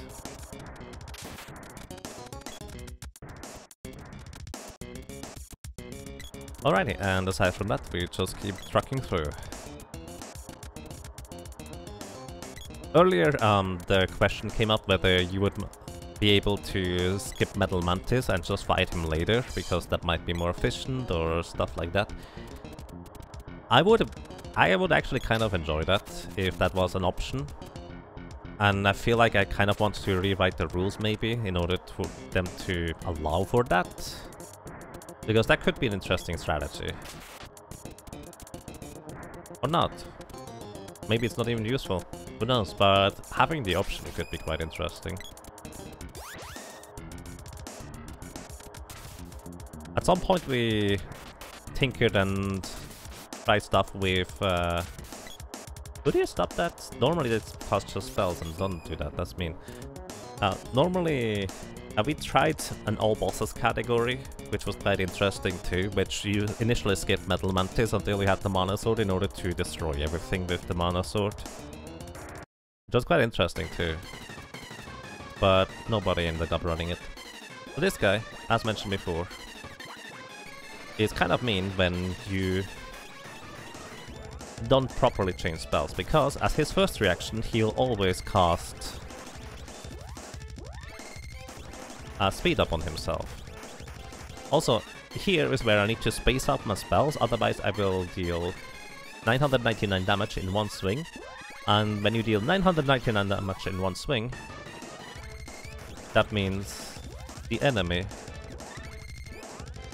or you lose damage effectively. So I just used another Sylph spell cast at the very end there, because I knew that the Mech Rider number 2 here was already dead, but I just wanted to get a little bit more spell practice with Sylph. No idea how useful or not useful that is, I just figured I would do this. But the reason why you don't use Sylph Air Blast is because otherwise he would actually counterattack with his little rockets, and those little rockets are vicious. You can try it. You might not even figure out a way to do it efficiently. But I just use freeze for me to kill him quickly. Hello! Alrighty, and now we get Flammy. This is where the glitch routes or categories diverge even heavier than they already did. Because with the glitch categories, you effectively just go and defeat the Agrogopilon and then immediately go and defeat the other stuff. So we don't do this in Selective Restrictions. what I'm gonna do here first is I'm gonna go to the Gold City. Now, as a reminder, I don't really know whether this is the most efficient route or effective route that you can do. This is just what I'm doing for now because I just came up with this route. There might be a way better way of handling the overworld travel and overall how to do this. So, first of all, I'm gonna go and stock on fairy walnuts here in Gold City. Then, I'm actually buying equipment for everybody here. Even the boy. Because this is so much more defense than everything else we had before. It is a crazy huge difference. I'm actually also going to buy 3 dragon helmets rather than the duck helmets. That way I can easily switch and swap equipment between characters in order to equip them quickly. It's not necessary. Duck helmets are slightly more defense, so there's that. So just equipping everybody with the new equipment, which is more than 100 points of defense more. And this section here, thanks to this equipment and the Selective Restrictions category, not restricting the money you can get, makes it very nice. Worth noting that... No, I should have more money. Okay, that's fine. Alrighty, and then immediately after we go to talk to this guy here.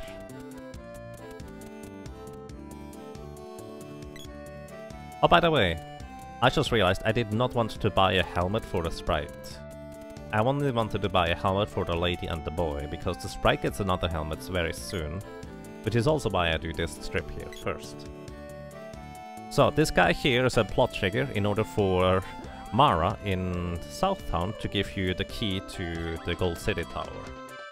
So I immediately fly back to the east on the little south in order to get to Mara and get the tower key.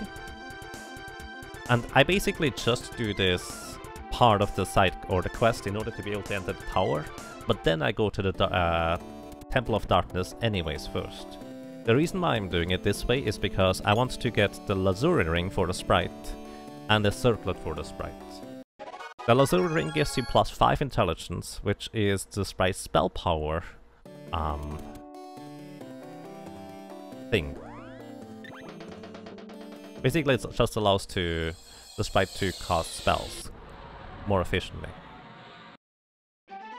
since he deals more damage with them. Afterwards, I'm just gonna check the world map real quick, because I have no idea where I am.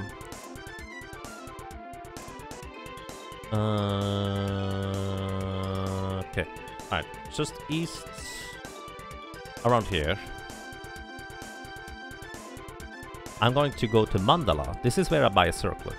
A circlet is a headgear item for the sprite. Once again, it gives +5 intelligence. And this is kind of the equivalent of the sprite leveling up 5 more levels in order to be able to, well, deal with enemies more quickly.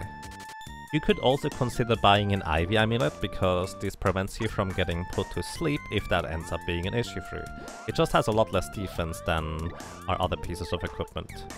So, other than that, I'm just gonna clear up my inventory.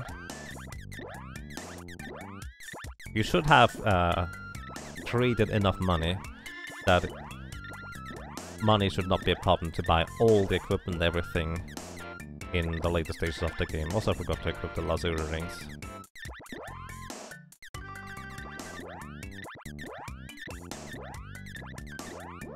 Alright, and with this, we go into the Palace of Darkness. Well, at least I go there first. You can consider going into Palace, to the Gold Tower first, if that ends up being more efficient. I don't know.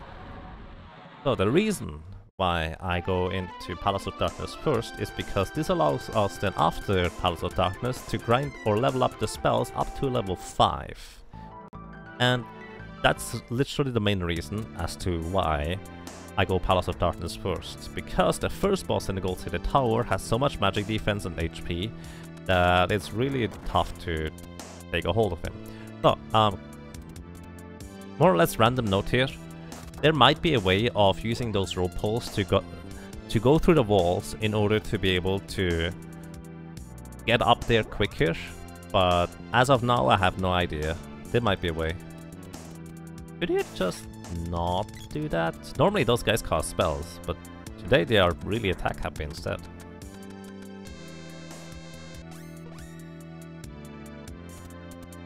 the inventory cleaning is actually necessary if you buy a certain amount of equipment, since you only have 11 inventory slots for equipment total. So if you are comfortable enough to not buy new inventory or equipment pieces, because you're just that good at the game, then more power to you. Sounds like a good idea. But if you need to clear out the inventory in order to buy new equipment pieces, then that's what you have to do. So, here, I'm gonna use a weird thing. So, as mentioned quite a bit earlier with the candy barrel, and also with the rope pulls. So, I'm facing the right now with the lady. She has the whip equipped. We gather the party, which means as soon as I hit the rope pull in any capacity, I will be able to jump into the right. So I'm actually going to use a barrel here on the lady. And this has the weird effect to just jump to the right. And we are straight through after opening in the passage. Let's put it this way. It saves you quite a bit of time, so you probably want to make it so you have at least one barrel remaining when you arrive at that point. There's other ways of getting through that wall there too, but that's just the easiest way how I know. So, this is once again where I should have picked this right first, this whatever. So here, this is what I was talking about earlier. This is Lime Slime. He is weak to fire, but even level 4 Salamander doesn't deal that much damage compared to how much it could do. So what I actually want to do here, Lime Slime is one of the bosses where you can stack damage on him, so I want to have the boy actually attack on his own volition, hopefully adding some physical damage in between spellcasts. So I just set him to aggressive to attack as well, and that's kind of what I'm exactly looking for. So 214, you saw the 254 earlier, that means actually the boy did add some physical damage there. So the thing is, maybe it's sufficient to level up Salamander to only level 3 in order to then subsequently defeat Lime Slime, rather than level 4 all the way, and already start leveling up Sylph instead to level 3, rather than Salamander to level 4. I don't know. Either way, Lime Slime has a lot of HP. You can, however, chain and stack a lot of physical damage on top of him. You can even consider using what I earlier mentioned with the candy barrel. The problem with the candy barrel is that it has a really weird hitbox. Standing right here, facing up with the boy, I will not hit the center. I'm too far away. Yes, I'm too far away. In order for me to hit the candy barrel with the boy here, I would need to stand up here, face left or right instead, in order to hit the candy barrel. So this would be a thing I can do in theory, I think. I haven't tested this. There we go. So, however, the problem is in this case that he decided to... Oh, yeah, that was 117 damage to the candy barrel. It's a thing you can do. It's a thing you might be able to abuse. Or you can just continue spamming fireballs. This might be a reason as to why you want to have multiple stacks of barrels. Who knows?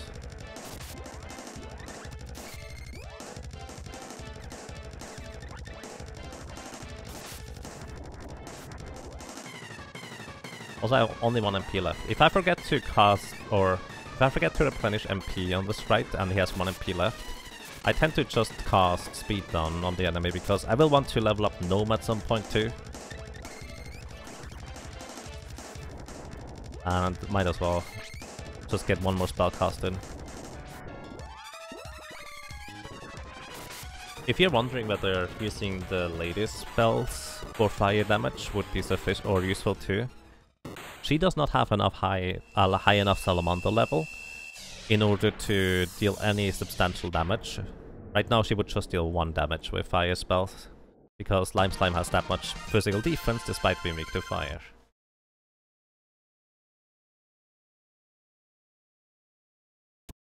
Also, when you level up here, what you want to do real quick is open up a full screen menu and then close it again in order to cancel the level up text. You get a javelin orb here, and this is what I talked about earlier. We get the shade here, but honestly, more importantly, we get the mana seed. That allows us to level up our spells now to level 5. So, I will want to replenish the sprite's MP and the lady's MP. And then we go over to Gold City from here.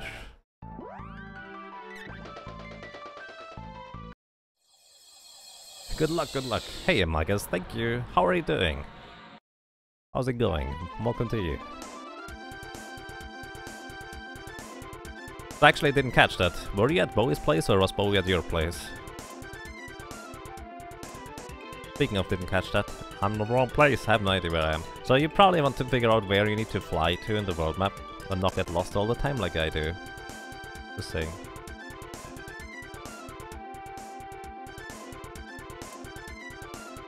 Just got home, I see. I hope you had good travels. Welcome back. Wait,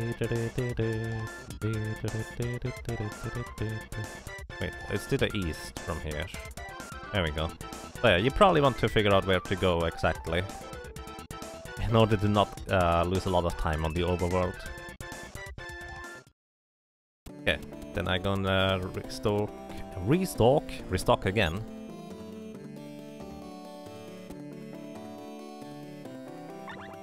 I'll do this.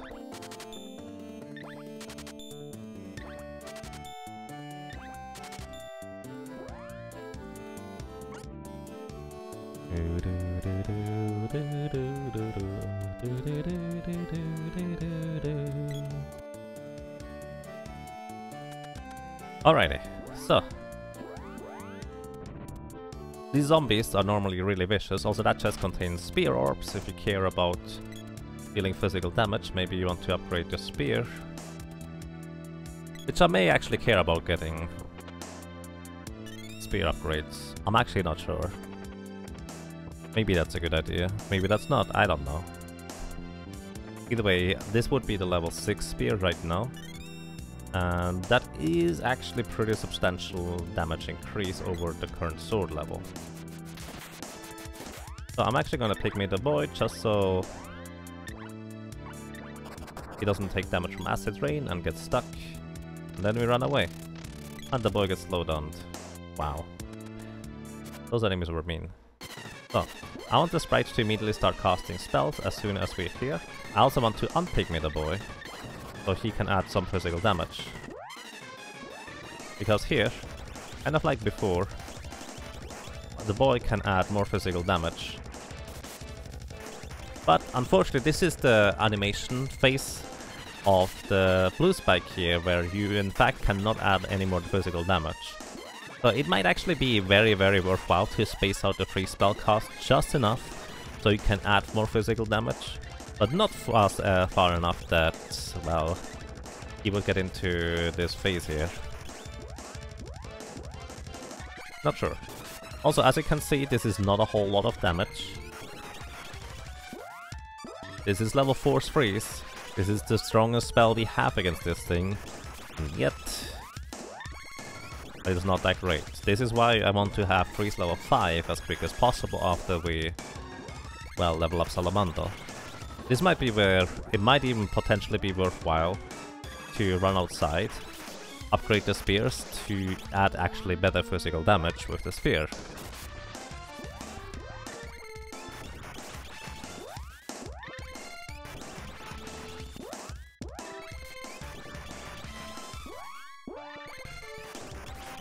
So now we have level 5.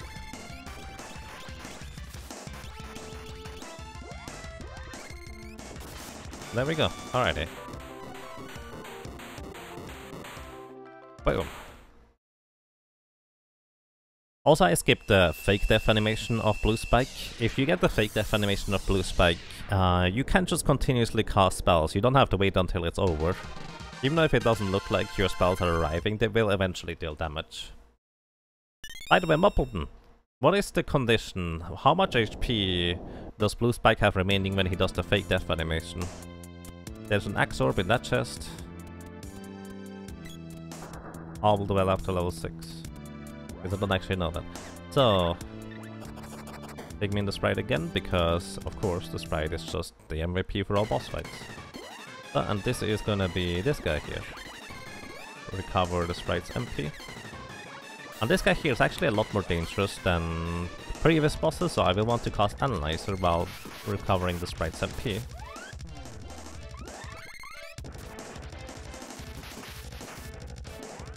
Also try to position the sprite a bit better. So he is the reason why you want to have at least Air Blast level 3. You don't necessarily need it any higher than that, but level 3 is very much recommended.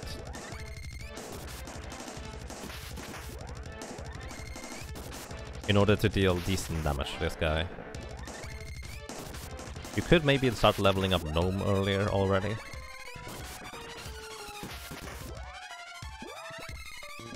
That's the last fairy walnut. This should easily be enough damage in the end.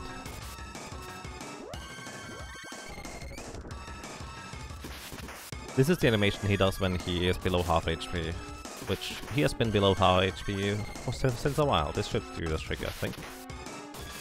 No? I figured he would be dead right now. I would say I miscounted, but I didn't count at all. I just play by feel. But if you are actually properly counting damage, you would probably have a much better idea than I do. And even then, it might actually be still worthwhile to cast that additional spell just to get the additional spell training.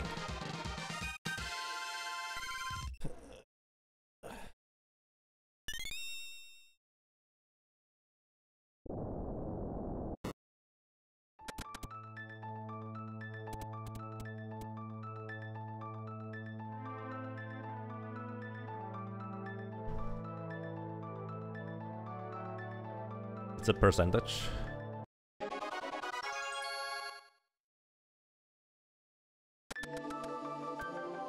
$75% or some other power of 2, since it is the calculate in the SNES. I see, thank you, Mupple.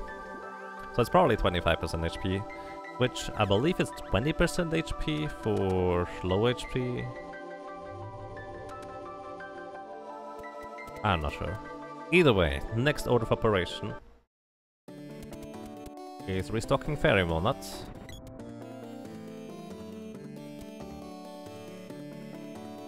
This might be more efficient to... actually, no, I shouldn't have done this here. I think this is more efficient to do a little bit later. Actually not sure about this at all. Either way, for the current category definition, we consider Darkstalker in Tasnica to be a boss. So you have to go and defeat the Darkstalker there. And even if you didn't have to do the Moon Palace, I think it probably ends up being more efficient to get Luna, because Luna is crazy good to add additional critical hits for your latest attack power.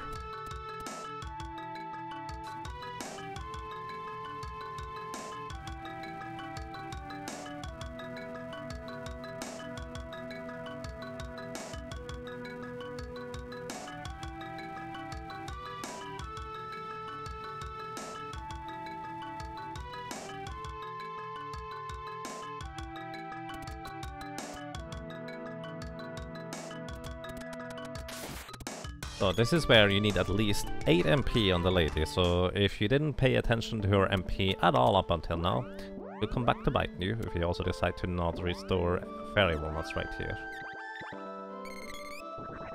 Because Lucent Beam is insanely expensive.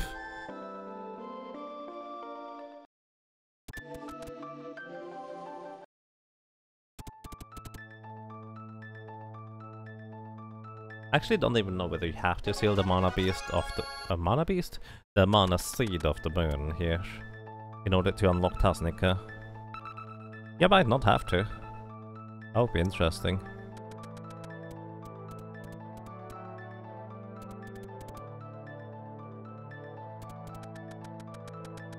I think it's faster to run outside, but it's actually more fancy to use a magic rope instead. So do what you do. Also, now that we have Luna, the sprite can now absorb MP from enemies, and I feel like Crow at some point just had Luna, or absorb MP on this guy in his route just because why not? But it also seems like it might be a good idea anyways. But here, either way, this guy here is technically an enemy. You can absorb MP from him. It's kind of funny. So, we got Luna earlier, so I'm gonna fly away here.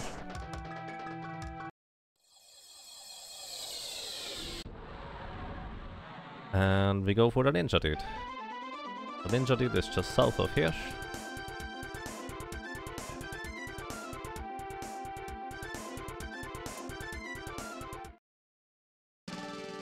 And what I want to do is I actually want to give the boy a critical hit buff. So this is Moon Energy.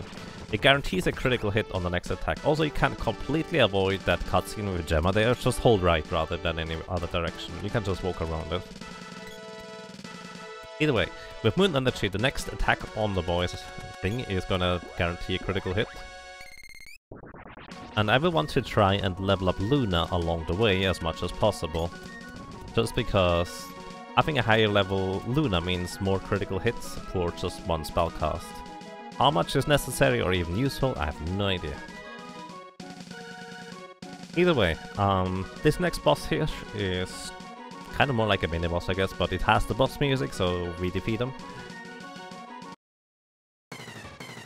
So what I do here is I run up real quick, have the sprite cast just one spell, charge up the weapon with the boy, and chain it into the spell cast. This will usually kill him if you time it your attack well.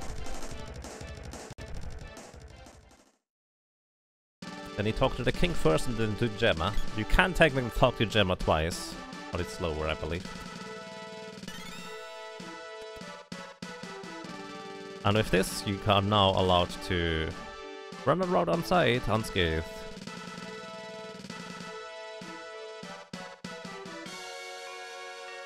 So, the ninja is dead.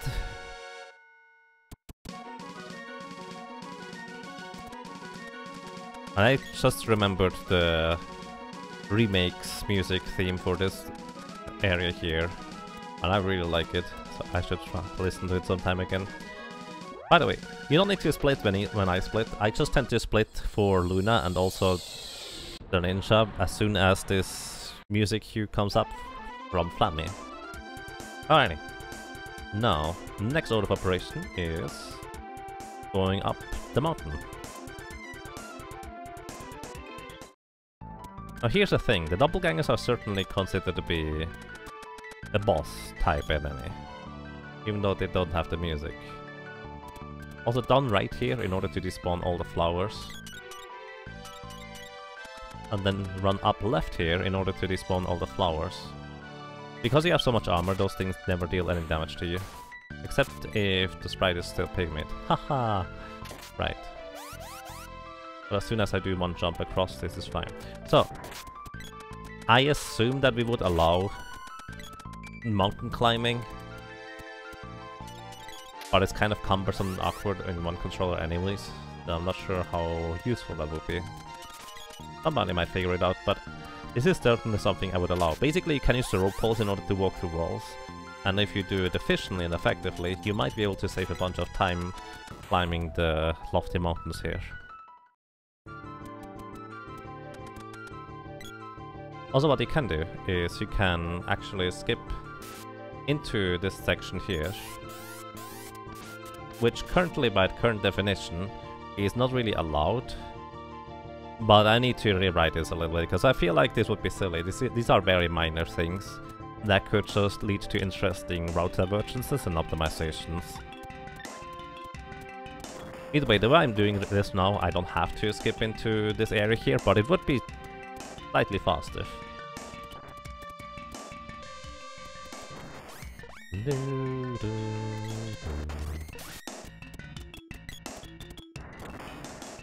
So next up, we are gonna be fighting against the doppelgangers. So the doppelgangers are kind of noteworthy because if your character dies, then the corresponding doppelganger also dies. So it would actually be kind of worthwhile to potentially kill off or even damage the boy before you reach the doppelganger's area, just so he doesn't have as much HP. Could he please go already? But at the same time, to do this efficiently quickly might be quite a challenge. And I have no idea how to do that effectively. He spawned the rabbit! So either way, what we do here is I'm gonna pygmy the boy, because pygmy cactus actually lose a significant amount of their HP and... not HP, defense. So I just run straight into here. But anybody who has currently Gold City equipment will actually take basically no damage from these enemies. So I just pygmy one cactus after the other, revive one, and then just run outside.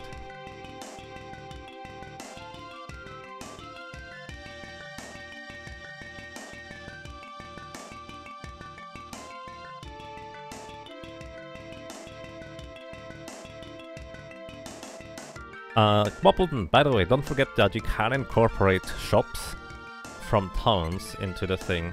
And in theory, lockouts are also elemental spells in order to get into certain areas. Just as a heads up. Either way, this is how you defeat the doppelgangers, and now we just move over to the watermelon boss.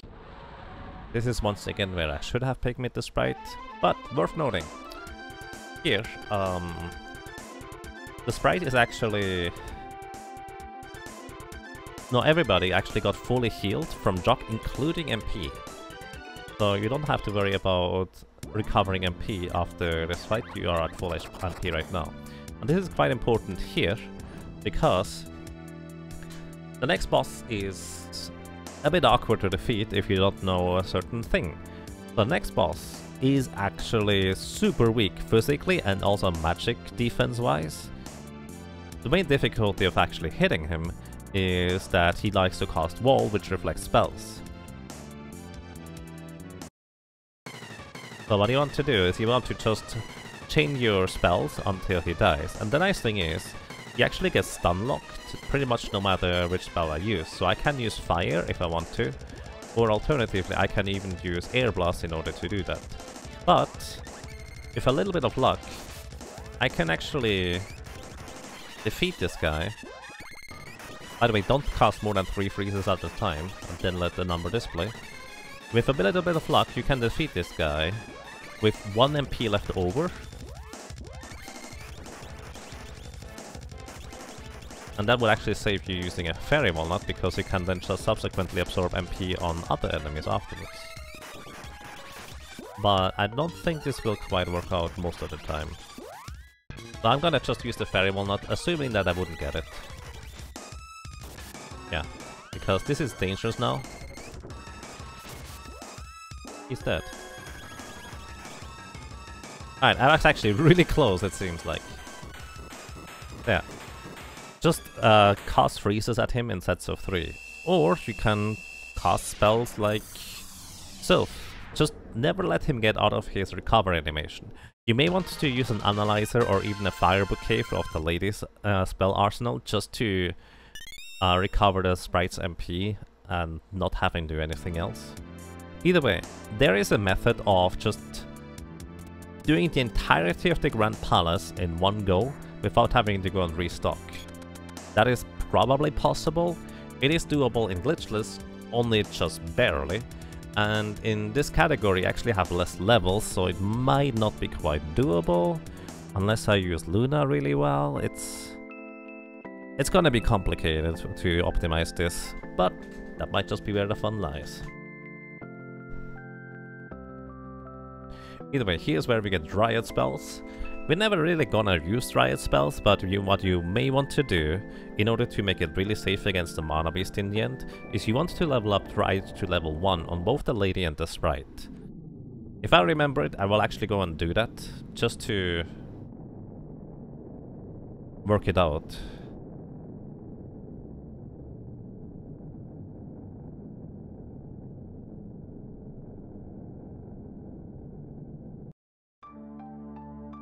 So, we immediately land here, and worth noting that the sprite can absorb MP from these guys here reasonably efficiently by just casting MP absorb. I'm also going to pygmy the sprite here. get 13 MP. So this is where you recover MP after you manage to hopefully successfully dispatch of the watermelon without having to use a pheromone nut. Also, the way I'm walking in order to get through here without spawning any crawlers is actually kind of specific, so I should have commented that. If you still need MP down here, the goldfish have really, well, they are really efficient, let's put it that way. You also specifically have to use the axe in order to be able to whack away these things here. Next up, there might be a method of running up here with barrels. Actually, I'm gonna test this real quick. I need to make sure that there's no enemies just bothering me. So, also what I need to... Actually, this might not be doable reasonably. I need more than one barrel too, but that's not gonna work. You might be able to get up there with a barrel power slide. A barrel power slide, kind of like we do in the Fire Palace in other categories.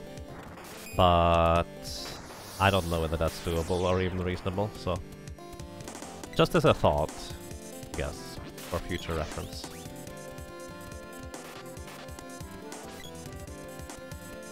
Oh, don't worry, Bonsai. I think that's okay. So, you want to hit this switch as soon as you go down here, and run back up. So because we have Gold City equipment, the enemies here don't deal a whole lot of damage. They're still somewhat dangerous-ish.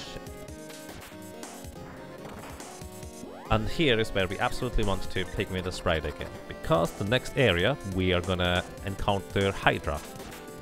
Hydra is a really mean boss if you don't lock him down with spells, but thanks to having fireballs, you can just lock him down.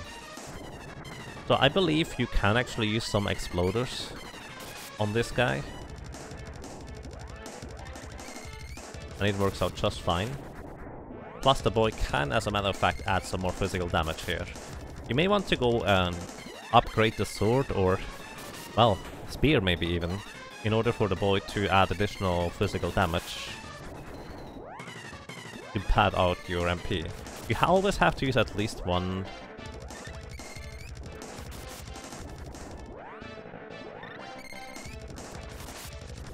fairy walnut in order to defeat this guy though. Unless maybe Candy Barrel would be the way to go here.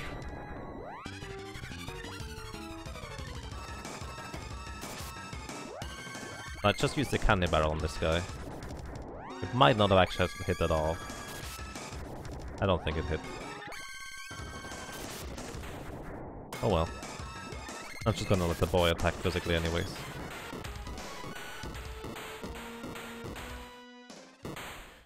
By the way, just make sure that if, in case anybody has a question about the category, make sure to tell me, because I get lost in this chat very easily. So, Hydra is not that difficult if you can just spam Fireball. Once again, might be efficient to cast some exploders in there for higher damage potential and output. Or maybe it is just more efficient to cast Fireballs. I don't actually know. We need to test that. Once again, this is a showcase of the category. It's not actually routed yet. And this is supposed to be friendly enough so people can just pick it up and run with it, because you have plenty of resources and defenses, etc. So this screen here is actually really mean. What I do here is I sometimes just use Fleet Flower on all enemies in order to crowd control them. Or alternatively I try to Magic Absorb to just regain the magic or MP on the sprite. Because no matter what you do pretty much, this crawler walking up to us will hit us most of the time. Unless the boy just decides to do this, huh? So if you want to absorb MP, the blue owls have relatively low magic defense. The crawlies have quite a bit, so they are not a good target for that. This is so different if you have no defense, by the way. I actually don't get almost one shot by those guys. And hey, Multisaito, currently I'm playing the SNES version, because that's the only one I have access to. But you can also do this on the Switch release, or the Switch release, yeah. You just need to make sure that you use the US version, excuse me, the US version, in order to play this optimally. So, I'm actually just gonna go ahead and upgrade the spear. And maybe in future reference, I'm not gonna level up the other stuff at all. Words.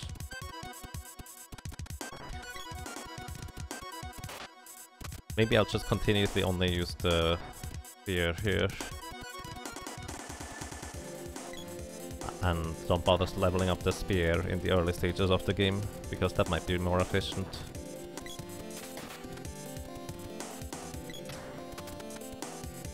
Also, I've actually been kind of curious about something since a while. That is, if I hit this switch over here... Oh, I don't have the... So, by the way, these little gaps over here, you can get back up by just using a level 1 charge attack, for example. But also, maybe through some other means. I'm not entirely sure. Let me actually see whether I can get up here somehow else. Barrel power slide might be an option, but I don't really know. Maybe using... punch...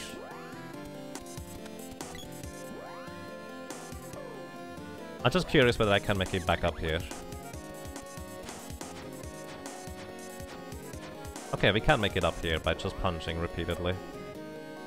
Because I'm mainly curious whether there is any merit on going backwards here. Because I've been thinking about this since a while. No, don't go back down, you... I probably shouldn't try this right now. Why did that pick me? Let's just go, whatever.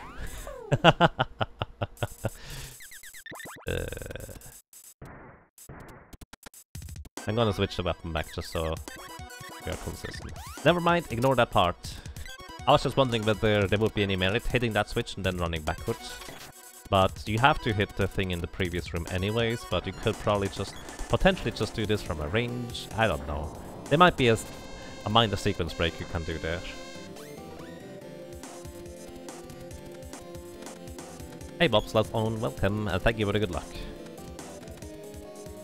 It's Selective Glitches done. Actually, yes, very accurate, Carly Quincy.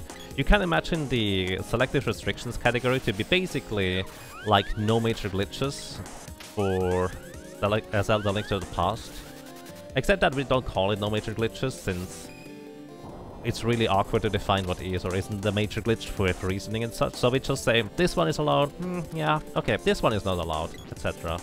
We just do it that way instead. In case you're wondering, yes, you can jump up there, which is what I'll try to do, but you have to hit at least this switch before, and I think you have to hit the color puzzle in the previous room before as well, otherwise that switch will not activate. Exploder? That's kinda mean. Once again, I just keep using the Mitch Mallet Pikmin character in order to prevent the damage on them, and then hope it doesn't come back to bite me. That's the... Haha! Short version. As I said, hope that this doesn't come back to bite me. So, movement through these areas here, by the way, is significantly less refined than other movement through other areas, just because I'm not as used to it. Since in a lot of categories you never go through here.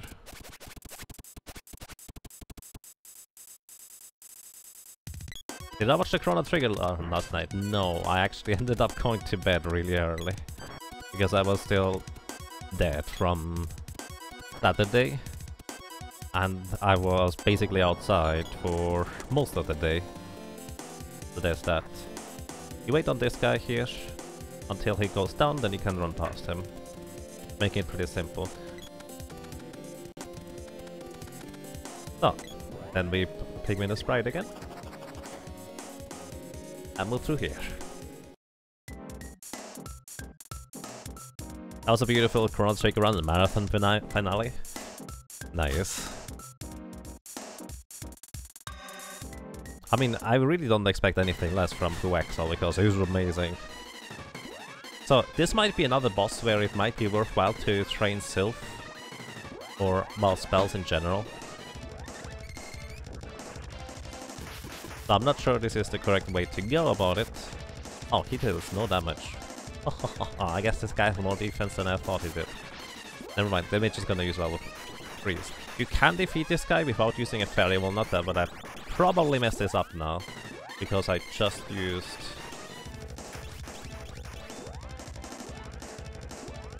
Sylph for a little bit too much. This guy only had like 1300 HP. What I might be able to do is actually use deal the rest of the damage with a physical attack from the boy, because interestingly enough, now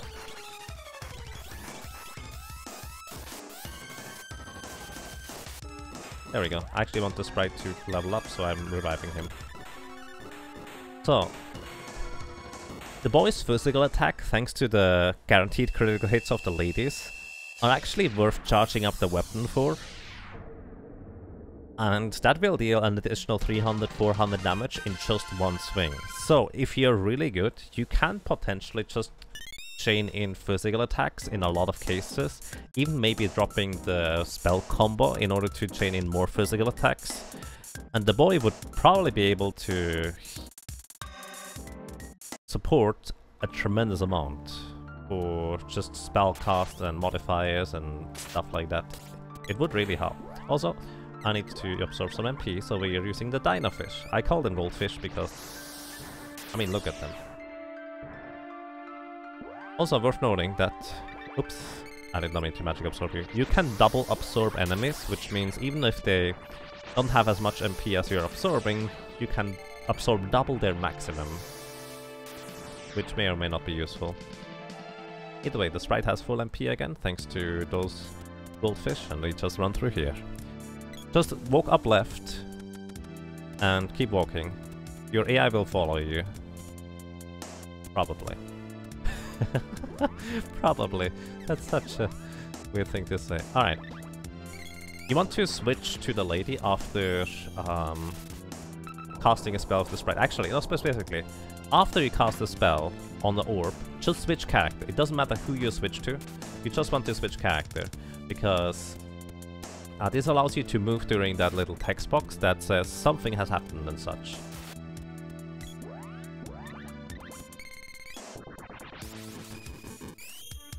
So I just switch character again, and I can walk during this text box. Oh. Derp. I chose the wrong spell. Basically, cast a spell, switch character, and you can walk during these text boxes here, which allows you to be more efficient. This is true for all of these orbs, by the way. You want to cast spell and then switch character. I didn't mention that until now, because it was kind of a minor thing. And I wanted to keep the entire run simpler, but then I make it more complicated than it needs to be. Great to see you, welcome, how are you doing? Drop that. So, let's see, this is Sylph, or, well, yeah, Sylph. Use silence here. It does not actually matter which spell specifically you use, as long as you use the correct spell school. All 3 spells of the school will always work on it. Except for Salamando from the lady, you have to specifically use Salamando spells from the sprite. But basically use the one that has the shortest animation, generally speaking, unless you are worried about your MP. So use Fireball or Explosion, but don't use Lava Wave. Lava Wave is way too slow. Fireball is surprisingly fast because only really one projectile needs to reach the thing. There's that. You're fine, glad to hear that. I'm doing quite well, thank you. I'm actually, to be completely honest, still rather tired overall. So this will probably be one run and then I'm done for today.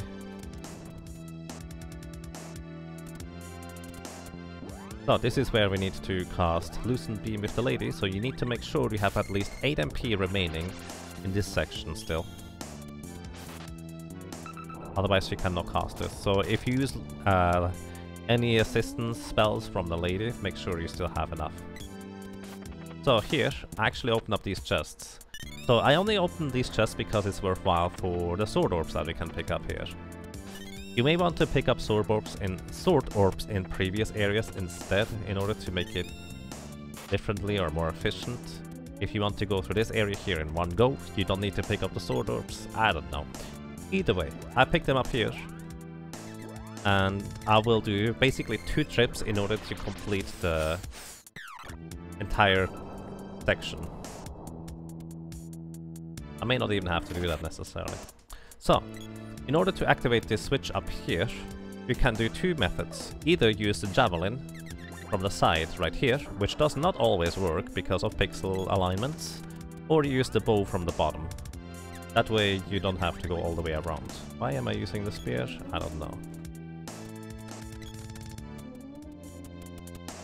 I think honestly the spear might be the better choice overall to chain in more physical damage from the boy. The sword is easier to do that with because the hitbox lingers around for longer, but the sword is overall just stronger. The spear is overall just stronger and more efficient along the way. So here, we don't have to activate the Luna on the left side, just not necessary. What we do here is, first of all, the sprite needs more MP, so I'm gonna absorb some MP from specifically the beast zombie, since those guys have less MP than... less magic defense than the other enemies. Still quite a bit. So what I can do actually, I can use change form on all these enemies, and this allows me to, well, change their form into a weaker version. That way I can absorb more MP from them more easily, since their magic defense gets adjusted. So this is how the sprite can often get a lot of MP out of his thing. So here, you see there is no rope hole at the bottom, but we can just do the exact same shenanigans that we did earlier. We used the Mitch Mallet on the lady, go very close to the rope hole on the left side, look down and just press the B button and we can jump across even though there's no rope hole on the other side. Alright, there's that.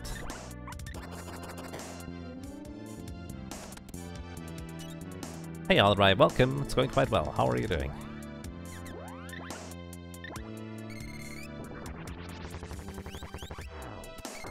So, alrighty.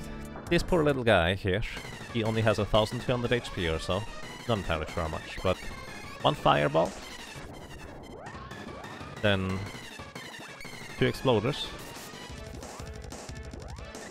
and another fireball will kill him.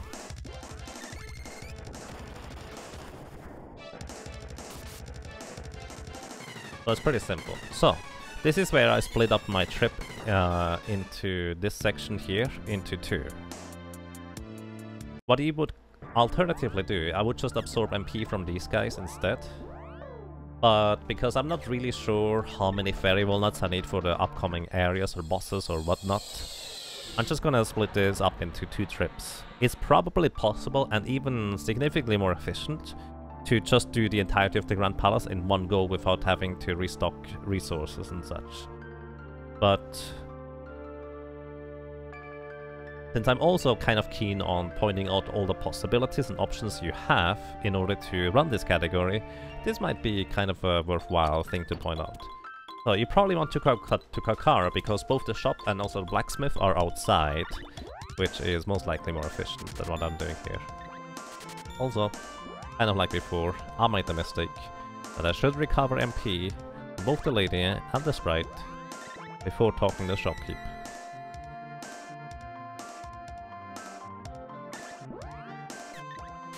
Hey RPG chick, welcome and thank you for the good luck.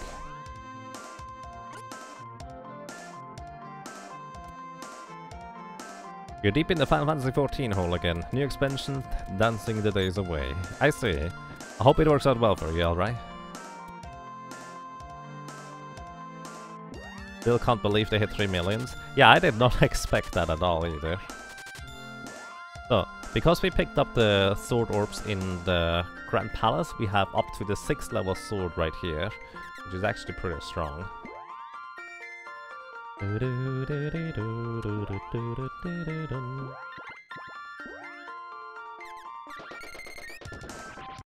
I don't think that spell went through there.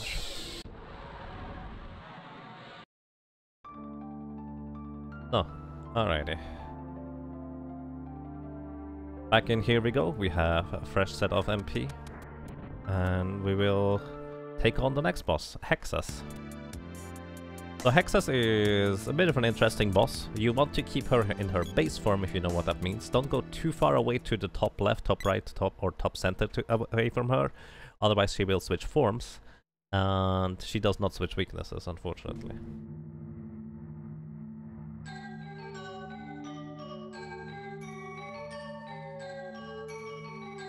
Either way, what you want to do is you want to do the combination of the following. You give the boy a critical hit buff, and you give... you start blasting hexes here with the sprite's freeze wafers, and then you start charging the boy's weapon, unleash it at level 2, and then immediately start casting again with the sprite. This should allow the boy to, sometimes anyways, well, blast hexes with additional physical attacks.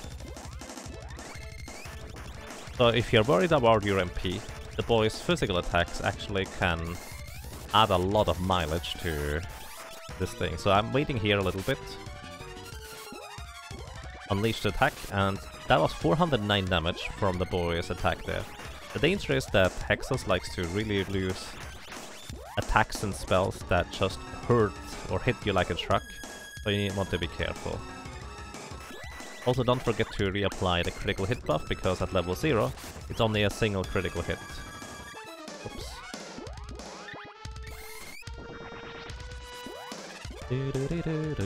Also worth noting that the boy's weapon still looks like he might still be on the previous weapon, so I'm just gonna switch. You cannot hit Hexus while she is in her damaged animation right there. So you have to wait until she gets out of it in order to add some physical damage. At this point it would probably be really good to have the sword at level 3, rather than just at level 2. But as you can see, this adds a lot of physical damage on top of it.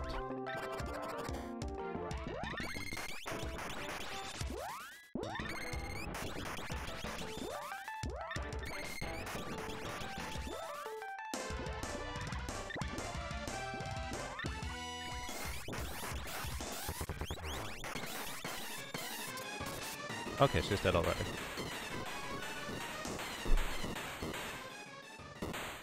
Currently in the category definition RPG check, I have wall glitch. That is called the wall glitch. That is banned in this current definition. We can talk about it. The rules are not set in stone. This is just a demonstration of what it could be. But right now, I currently consider it to be not a thing that I would allow. But I can easily be convinced otherwise. Let's put it that way. That is probably the thing where I'm really not sure about at all whether we should allow it or not. So what I'm going to do here is actually position those two guys in a way where they will get run over intentionally. Aw, I messed up.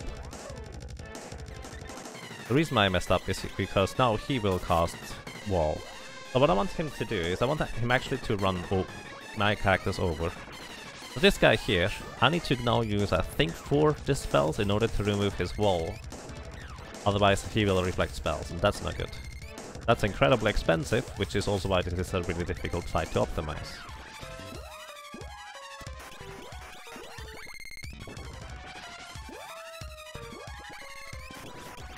So trying to kill this guy with just purely spells is really difficult, and it's probably not even the most efficient thing to do.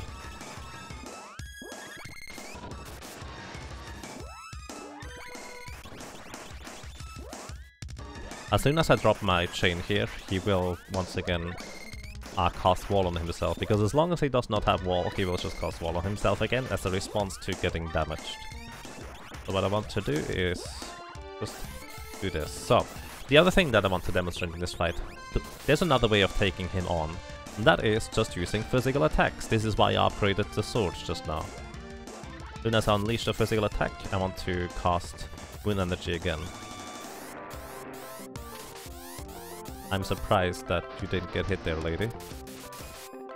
Only 211 damage, so it's not terribly great. So, now I have my entire party at the very bottom of the arena. Except for the sprite, I guess, that just likes to not be at the bottom, for whatever reason. Either way, the idea is that you stay at the very bottom of the arena, that way he will actually never attack you or run you over at all anymore.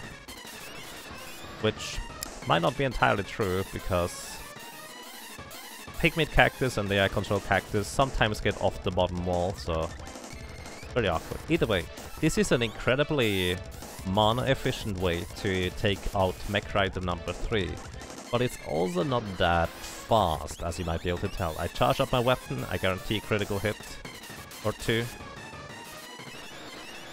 and then I charge up again. This is really not the quickest way to take care of him.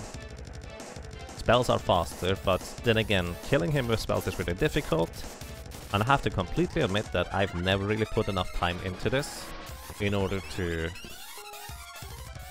well, figure out exactly how I would approach this.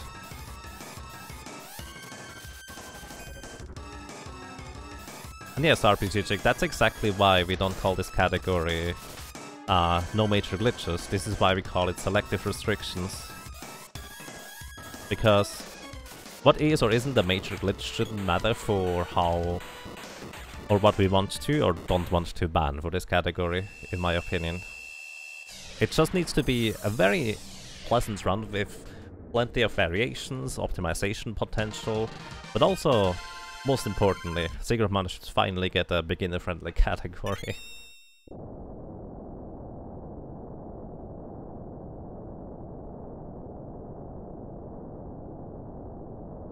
Alrighty, and that is this section here.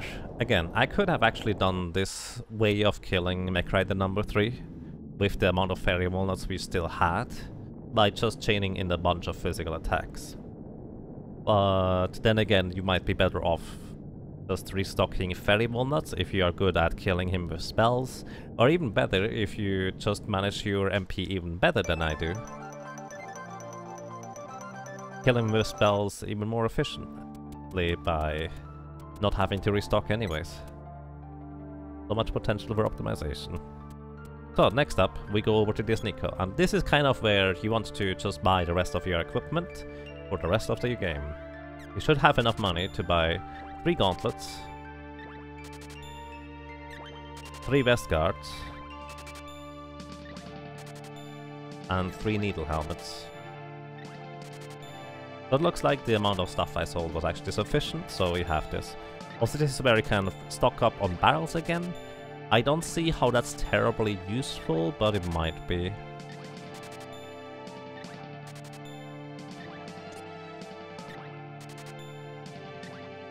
Either way, this is basically your last shopping trip before you go for the final section of the game.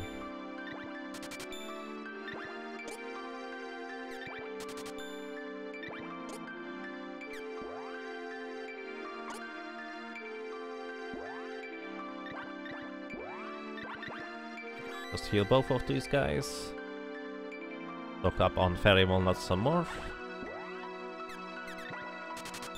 And then we go to the Pure Lands. And by the way, if you feel like, oh no, I will have so much trouble with the first boss in the Pure Lands, how am I going to do the rest of the Pure Lands? Don't worry, the first boss in Pure Lands is the worst one. Well, maybe that is grounds to worry, but either way, he's not really defining for the rest of the Pure Lands, because Dragon Worm is just a real monster, let's put it that way. So you want to run straight up here, then you can run on the right here, up past the bushes, ignore them. Then you want to use the sword to whack through those bushes, getting past those a bit quicker. Just keep moving. Careful about a potential fork throwing guy up there. Pick me the sprite before going into this section here. And here also is, well, I guess we level up our weapon. You want to buff the boy's physical damage in order to deal more damage overall. And so here, this is the reason why you need to have Sylph leveled. I don't think Air Blast level 3 is going to deal any damage. Yeah, that is 1. No, actually it does deal damage, it can anyways. I never actually equipped the stuff that I bought. Huh, I probably should do that.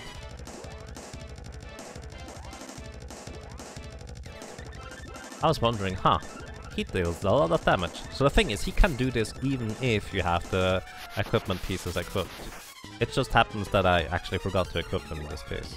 So I want to equip everybody. Actually, no, the sprite I want to actually keep on the circlet and the lazuli ring just so the sprite deals more damage. If you're not confident about your spellcasting ability, you want to probably also equip the sprite with more magic power stuff instead. With better defense instead. There you go.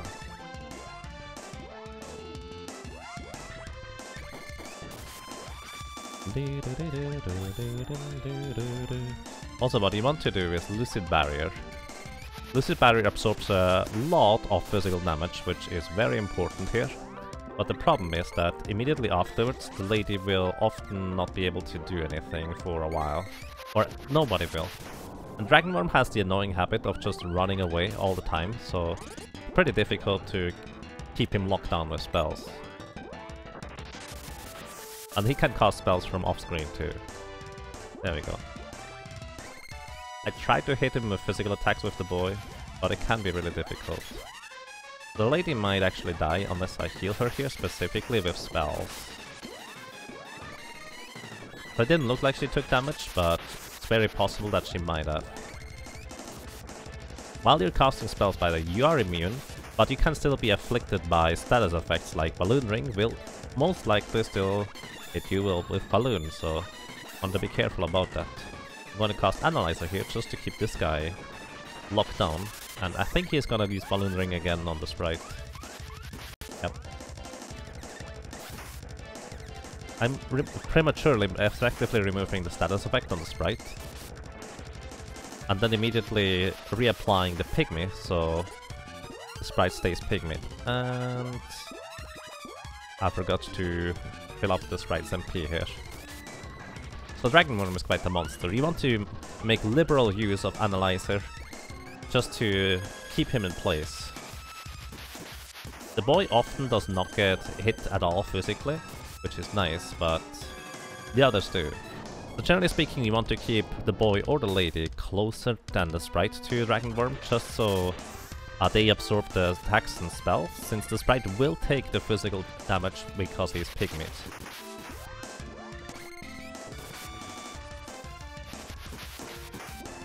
I think I might get him into a lockdown here. Alright, this is actually looking pretty good here. Here's the reason why you want to have Sylph at least level 3 before coming here. Oh, the boy just got moogled. So what this means is the boy actually is pygmy and moogled, which means he loses a tremendous amount of defense. So you want to immediately remove the pygmy status. Moogle will wear off by itself eventually, so that's a plus. He'll level up. And we got him. Alrighty. Whew. As mentioned, the Dragonworm is the worst boss of the entire area, so there's that. Also, before you go into the next section, if you're not confident or you don't really know how to walk through this, I highly recommend you just always cast Lucid Barrier before going to the next area. Alternatively, if you are confident, what you can do instead is you can pygmy the lady as well and have her repeatedly cast what's the word? Lunar Energy on the boy. This is not for the boy to deal any physical damage in this case, but just to have him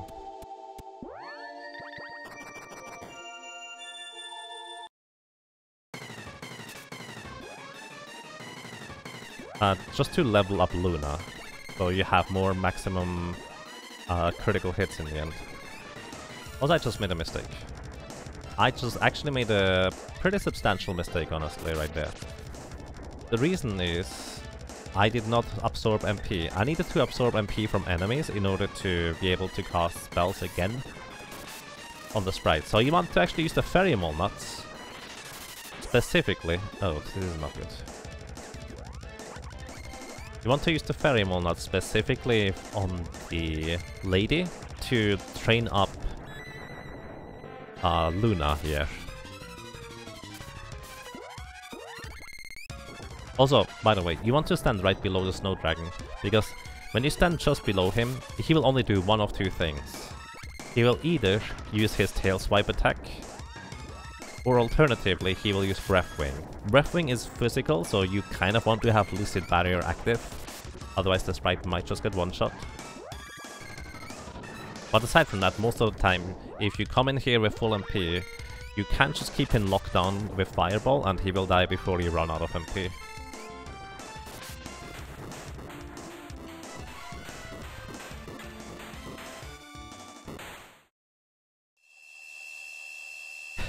Hey Sand Knight, thank you for your kind words, I appreciate those.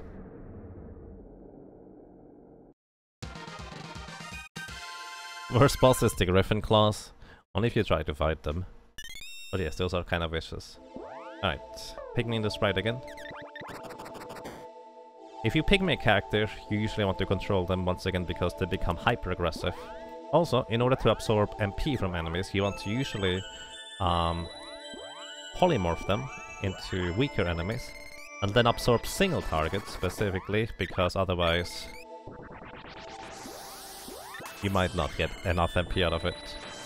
But this is 39 MP, that is more than the sprite has maximum, which means we just filled up the sprite's MP for... not for free, I guess, we did invest time. I guess this bro is still set to aggressive. Actually, it didn't bother me, interesting enough. You wait here until the shot thingies are gone. Be careful about this guy up there, because... oh, well, I guess he didn't spawn. So, next up we have Axebeak. This poor guy is weak against water. Or ice, I guess.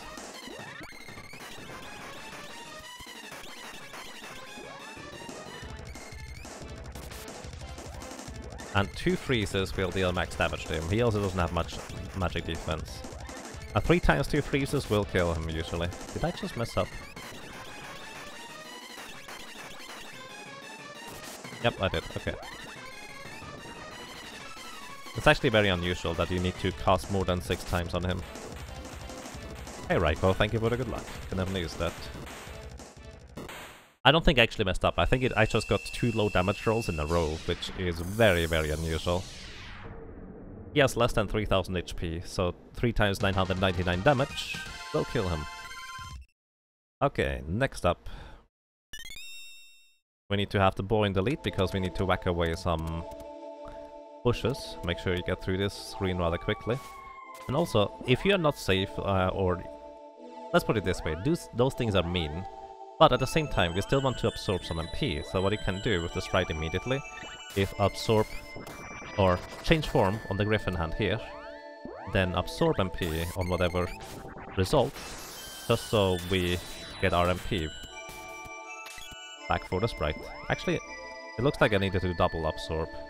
Make sure you don't target those thingies, because they will actually reverse the effect of the MP absorb, so that's very unhealthy. So the next section here, I will want to have Lucid Barrier active again. I'm also going to give a Berry Walnut to the lady. I'm also going to pick the sprite.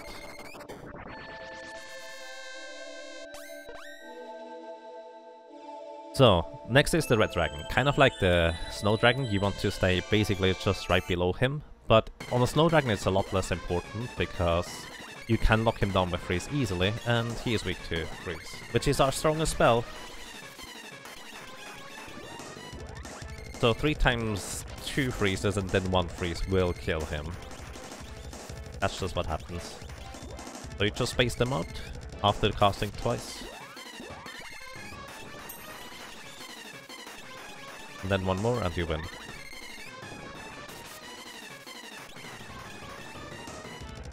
This entire time, by the way, during boss fights, what I should have done is continuously just keep casting spells with the lady in order to have her train Luna. I keep kind of messing that up. Metal Bear, thank you for the host, I appreciate that. You just got back home from SJDQ. I see. I hope that was a good trip. Welcome home. So don't forget to absorb MP from enemies. Which, by the way, Griffin hands have surprisingly low MP magic defense. So even if you don't polymorph them, you should be able to absorb MP from them. So do those thingies here. So the ice ducks also have relatively low, so you can't just absorb MP straight up.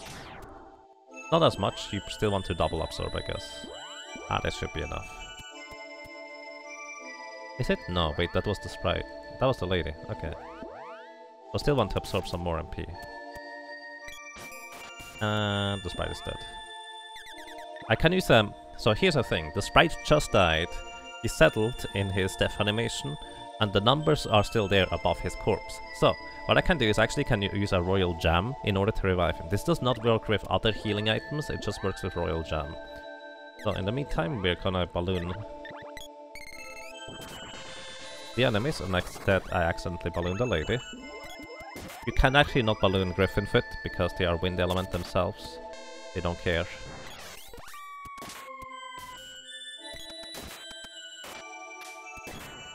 So on the right side here is a bit of a shortcut. Don't run into those things though. I need the sprite to absorb some more MP from these ice ducks real quick. Those ghosts don't usually hit you with any spells, but they could. So just be aware of that. Alrighty. Next we have the Thundergigas, and he is the entire reason as to why you wanted to level up Gnome. Let me check real quick. If we have level 2 Gnome, yeah, this is not gonna deal any damage at all. So what you want to do is here, depending on your level of Gnome, you just want to cast Speed Down. Just speed down, speed down, speed down. And also in the meantime, have the lady cast this on the boy repeatedly. Oops. So I'm just training Luna in the meantime. So until we hit Gnome level 3, I want to just use Speed Down, because I deal only 1 damage anyways, and Speed Down costs only 1 MP instead of 2, making it a lot more efficient. The boy can possibly actually hit him in this Speed Down spam, but there's that. Alrighty, here we go. So now we should actually deal some damage with Earth Slide. Yeah, there we go. So Earth Slide is still less efficient than Gem Missile, but overall it is just more, well, power. What you want to do, by the way, in order to quickly recover MP, so different spells have different rate of how quickly your character actually gets his MP back. I haven't mentioned that at all yet, but generally speaking, your second to last spell, in this case you want to have Gem Missile, in order to recover MP immediately upon receiving the Fairy Walnut here.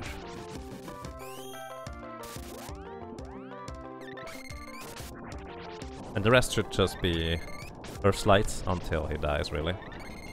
So the Thundergigas here is actually not too terribly difficult to take out with physical attacks, you just need to know when to hit him. So I'm actually strongly considering just not bothering to level up Gnome after defeating Springbeak in the early game. Worth noting, it's really important for me to have at least some MP remaining to absorb in the next area. So the last thing I need to do is I just need to keep this thing. And this is kind of where it comes back to bite me, that I accidentally used the Fairy Walnut with the wrong character. So I'm actually using the Midge Mallet twice here on the boy. That way he does not lose his charge attack, and I can still attack him. And he also does not take damage. So, I guess I can just demonstrate this here. So I want to have a guaranteed critical hit on the boy. So I cast Moon Energy, and I also increase his damage by 20% by using Lunar Boost. Lunar Boost doesn't... well, it doesn't last for long. Plus, you actually lose your evasion, so that can be a bit of a problem. But I just messed up, because this guy did not hit in time. So what I want to do with the lady, just as a general sort of measure, I'm gonna heal everybody. Because somebody's getting a hit by the Blitz Breath, and the Thundergigas has an insane amount of attack power. Oh, that's the wrong character to charge up. So when the Thundergigas you want to hit right now, just as he appears. The problem is, of course, again, that it's kind of difficult to time your attacks in order to hit him, plus enemies always have evasion. So even if you were to technically hit, the game can just decide, nope, not today. There we go, that's attack time. And I want to do this. So I just overrode his attack spell with casting Lunar Boost by good timing.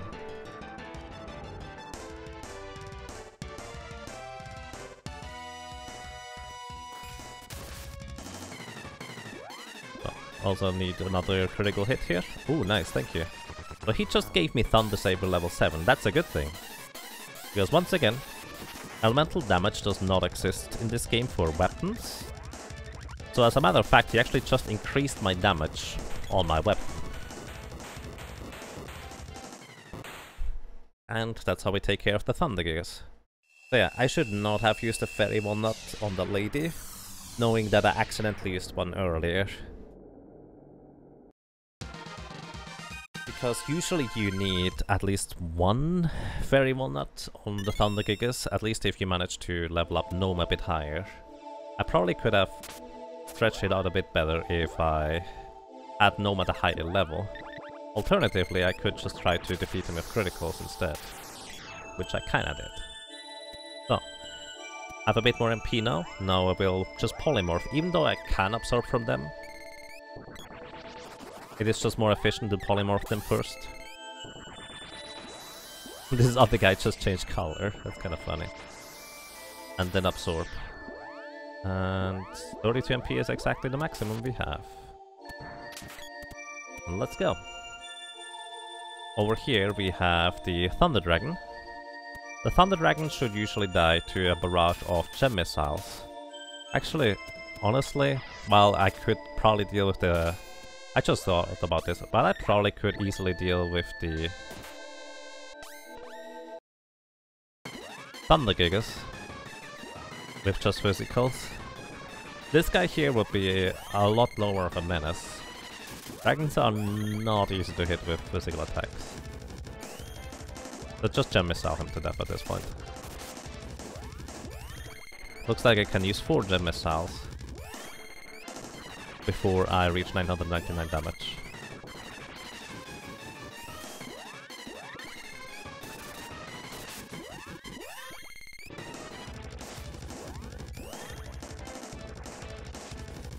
In case you're wondering, you cannot stack damage on this guy either in this animation. And absorbing MP from bosses is generally not a thing. This might not be enough damage in the end though. I need to prepare, which by the way I should have done this the entire time already. Done this here on the lady.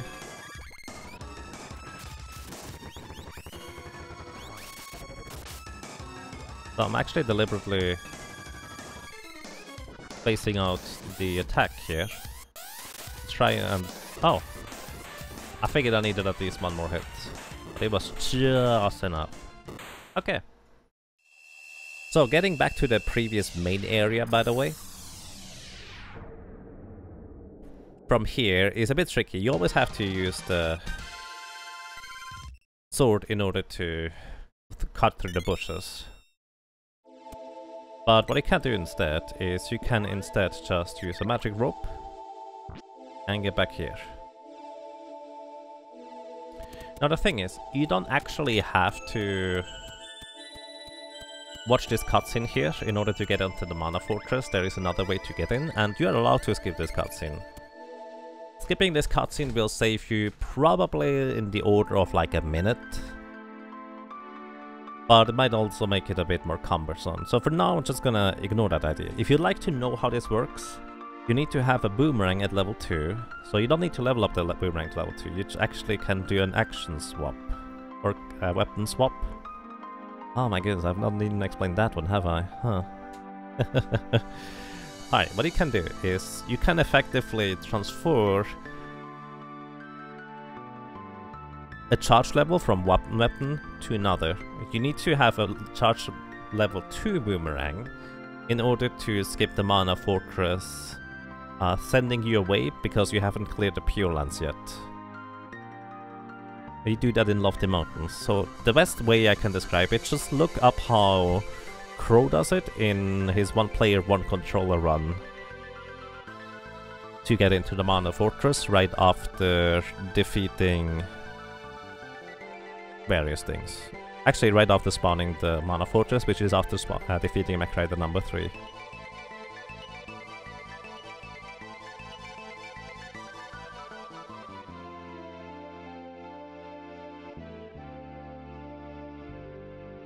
Alrighty, and for this we are just gonna be on our very way to the rest of well, to the end really.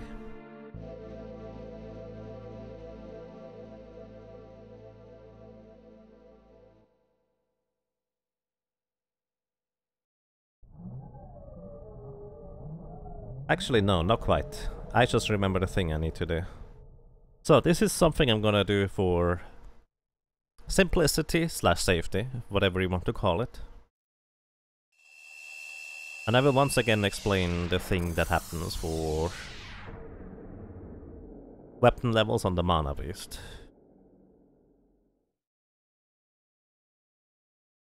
So, earlier in the early stages of the game, I leveled up the secondary weapons on the boy. The spear, the boomerang, and the fist weapon, the javelin, and the whip, at the axe, and I think that's it.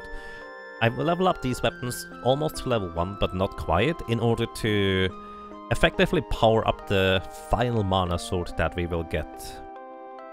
And the idea for that is that there's a hidden mechanic where your Mana Sword gets a boosted damage based on however much you leveled up your other weapons.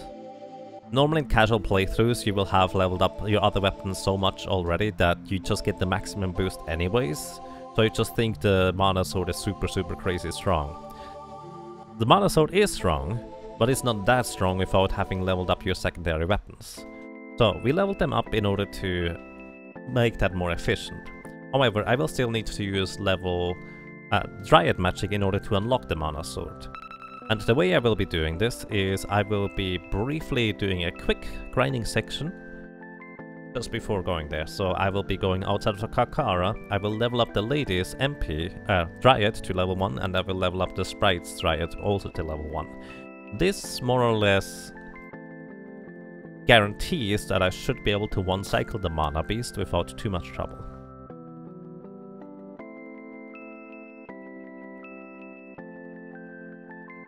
In a real run, I personally probably would not do that grinding, because it's not necessary, you just go for a 2-cycle instead.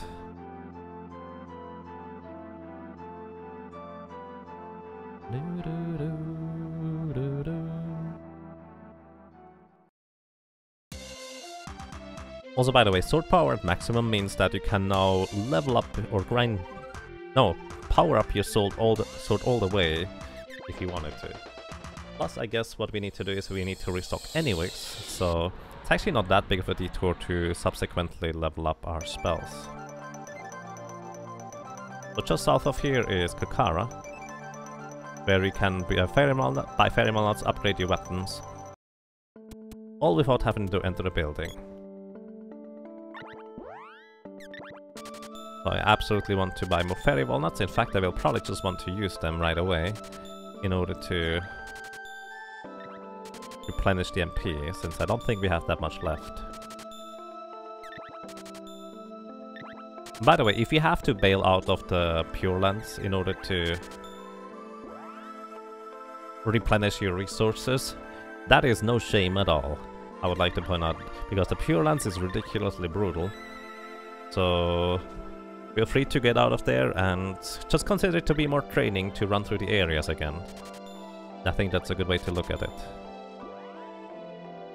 By the way, once again, even if I hadn't picked up the sword orbs in the Grand Palace, here is where my sword could be maxed out anyways on the smithy. Just because sword power at maximum actually literally means that indeed the sword power is now at maximum. Dragon Buster and also Dragon Lance are the same strength in a sense. But once again, I might just be better to level up the spear instead of the sword. No.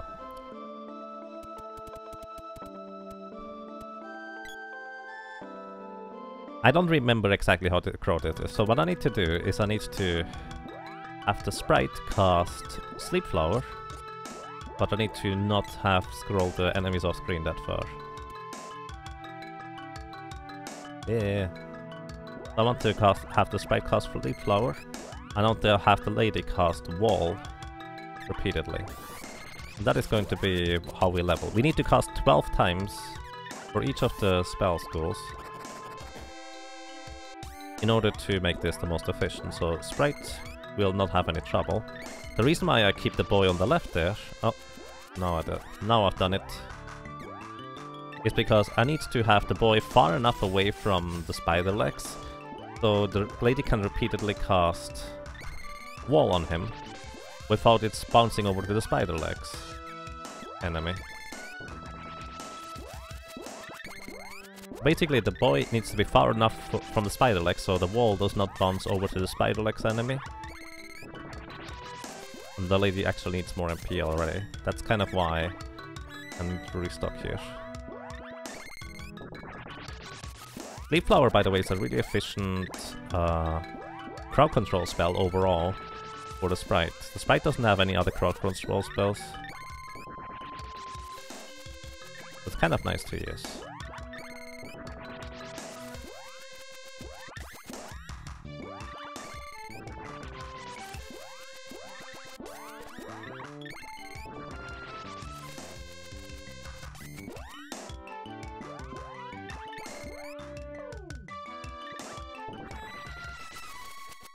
Okay, the sprite leveled up.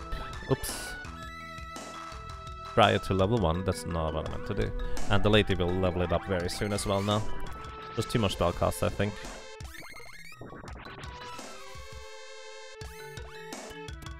Alrighty, the Dryad is level 1, which by the way reflects 2 spells, in case you're curious how many it is. So now we need to replenish our MP once again. By banning some more fairy walnuts. You probably also at this point really would like to put a better equipment on the sprite in case you haven't done that already. I'm still gonna run through the Mana Fortress with the sprite with the circlet and Lazuli Ring instead, just because it's more efficient. Because, let's put it this way, if you equip the stronger defensive equipment, you might not have enough damage.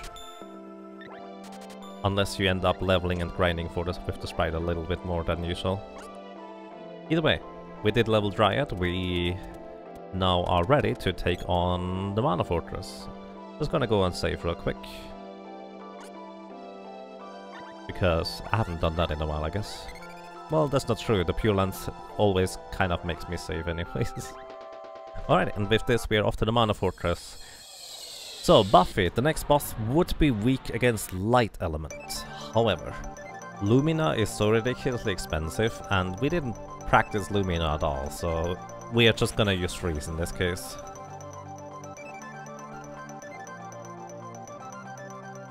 Alrighty, let's go.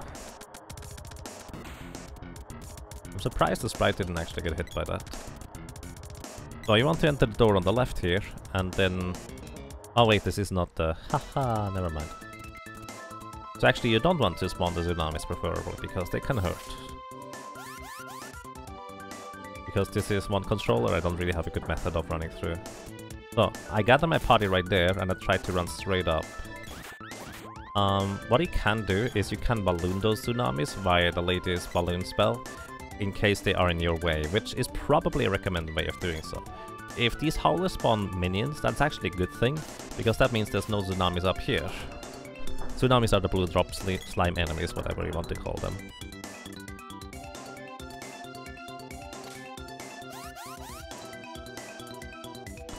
Dash straight to the right, switch to the sprite in order to get him past, and then just keep switching until we are back at the lady. Into the next room, we dash down right in order to despawn all enemies. Just down right and here, down right, down right, down right. Keep going down right in order to despawn all enemies in these rooms. Pretty important. Further, down right here again. Otherwise you will face a crab. I'm not sure why I didn't do this right, but crab spawn, whatever. Not too bad. Most of the time they don't do anything. As soon as it starts attacking, you want to just hit it in order to prevent it from actually hitting the sprite. Alternatively, you can just go for it and go. And the Sodis is fine. Alright, so he just repelled magic. it's worth noting that the boy still has wall if you did the practice, so you want to make sure you remove the wall before you try to buff the boy. So that can be very, very important. So, in this case, what I'm gonna do is I will want to have the boy take any spells from Buffy here that might come flying our way. Optimally, we will be able to defeat Buffy.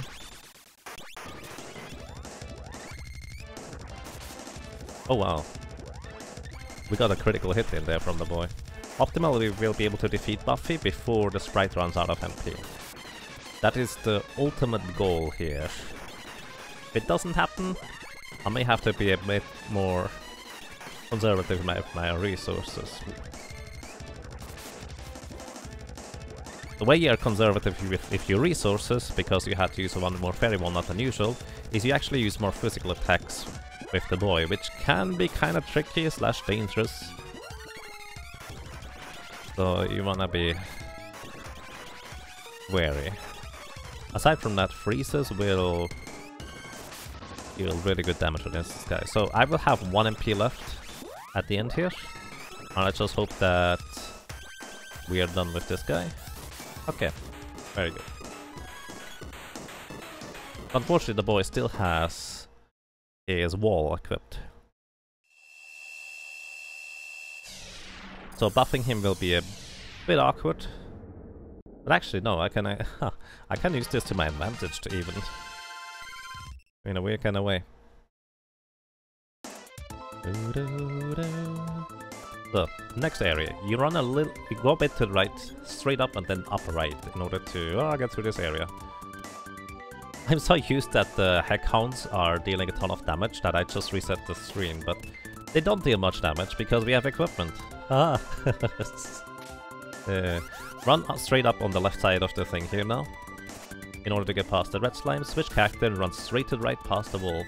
Hold up right here to spawn the tsunami on the right side. Then you kind of wait up here until he splits into 3, if they don't do that immediately. Then you just walk over here.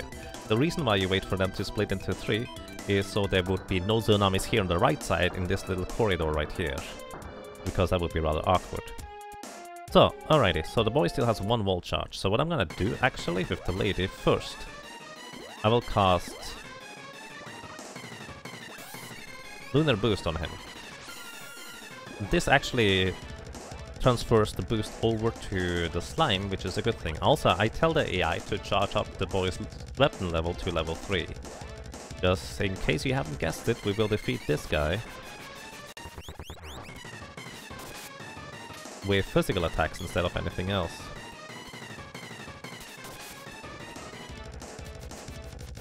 So, the sprite actually would take quite a beating from these spells, so I'm just gonna heal him real quick. And I will want to basically corner the boy here. So, the way the targeting works for... Wait, that's the wrong guy.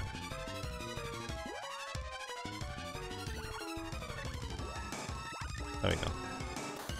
Oh, I pigment him. The way the targeting works for Dread Slime is that he will always target the character that is the furthest away from the center. So what I will do here is now I have the boy charge up the critical hits, and this is what I let the AI do now. I will continuously buff him again, and I hope that I don't have to heal the sprite. I do. The sprite just died because he does not have equipment. This might be worthwhile actually to heal up this or give the sprite proper equipment here, just so he doesn't die of 1 shot from the acid rain. Either way, earlier, the reason why I... Okay, this is fine now. The reason why I put a Lunar Boost onto the Dread Slime here is because that makes him so he will never actually be able to evade. Right now he has about a 30% chance to evade my attacks, which is not pleasant, but nothing I can really do about that, except if I use wall and then bounce a Lunar Boost off my wall onto him. Because Lunar Boost does not just increase your attack power by 20%, it also makes it so that you can no longer dodge attacks. And that counts for bosses too, which is a kind of a clever thing that Crow figured out. But I just generally feel like it's not that worthwhile. It's hard to tell. Either way, this is how you take out Red Slime with minimal resource investment. He is weak to Shade, and Shade actually, its nuke spell is the same power level as Undini's nuke spell. The problem is that we didn't level up Shade, so we would need to invest like another 3 minutes to level up Shade, and also that's a lot of MP invested on top of it. So we just don't do that.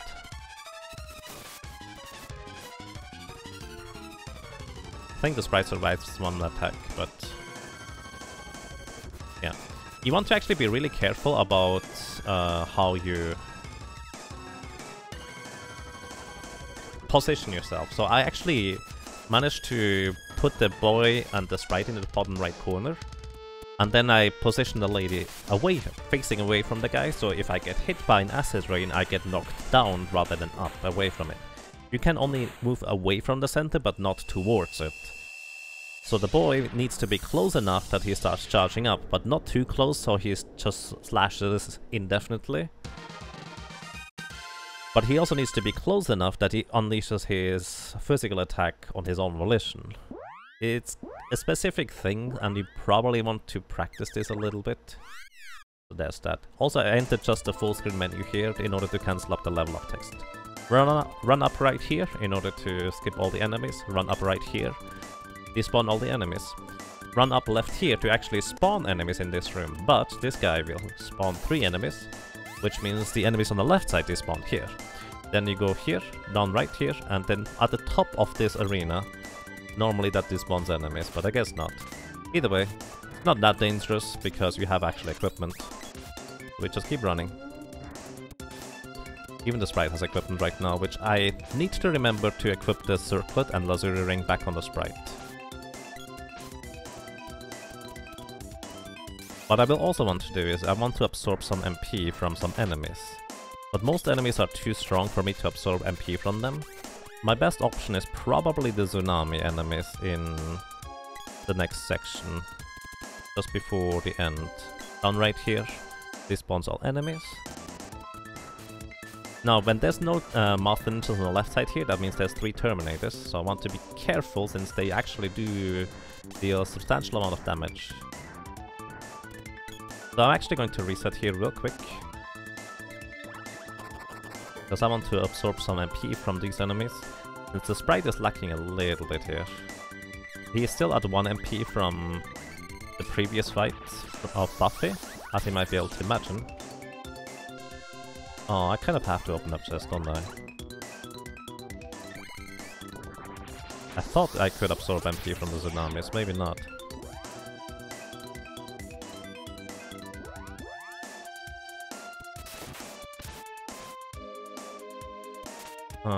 Alright, if I can't absorb MP from the tsunamis, what can I do?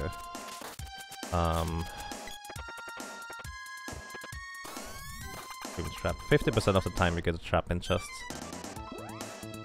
Okay, I'm a little bit stumped because I don't have enough MP to polymorph enemies.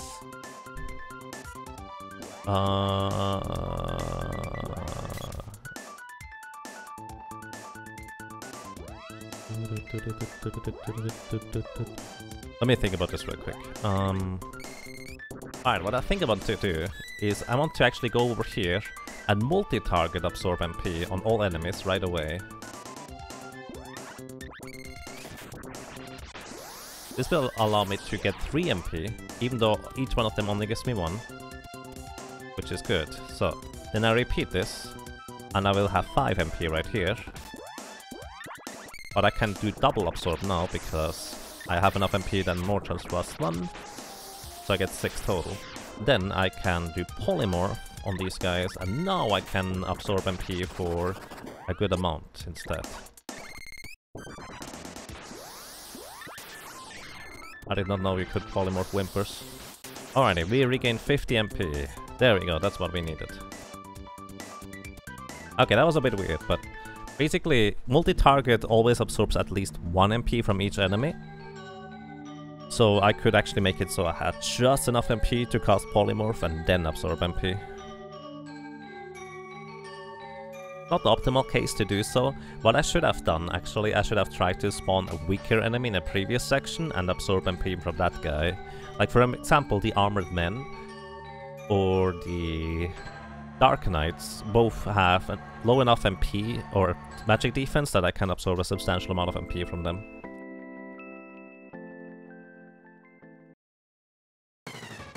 Alrighty, and next up we fight against Dark Lich. So Dark Lich will be, well, basically is the Eater of Walnuts, if you would like to put it that way. He has 6,666 HP, and, well, he would be weak against Lumina, but again, Lumina costs 8 MP per use for Lucent Beam, and it's unfortunately just really not worth it. So what we do instead is we just keep throwing freeze at him until he crumbles. And the way we do this is kind of like before. I will want to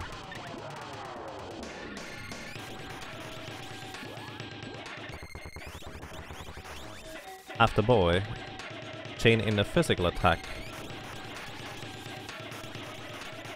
at the end of one of the spellcasts right here. Dark Lich gets whacked, which means he gets hit. And unfortunately you cannot chain in more physical attacks, so in order for me to do more physical attacks, I need to wait now.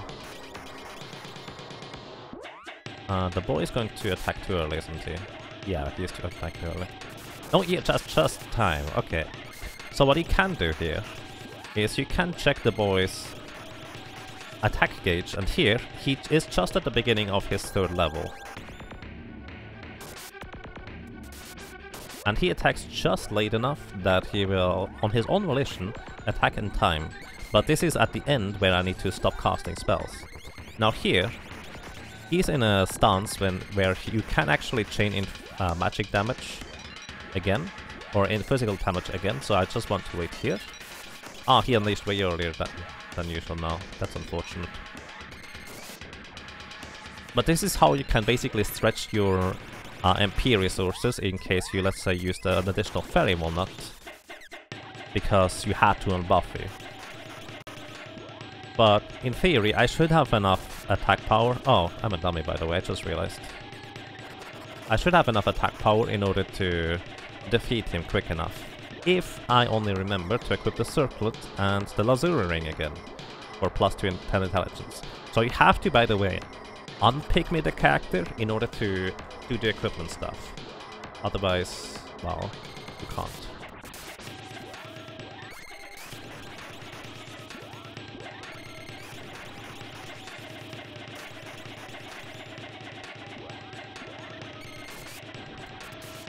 That was too early. The boy couldn't connect his hits.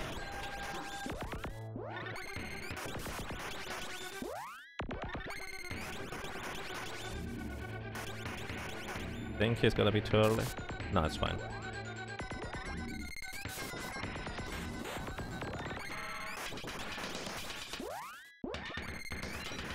Fun fact, by the way, the gauntlets also give +5 strength, so the attack power is increased for the boy just due to wearing gauntlets, which is really awesome.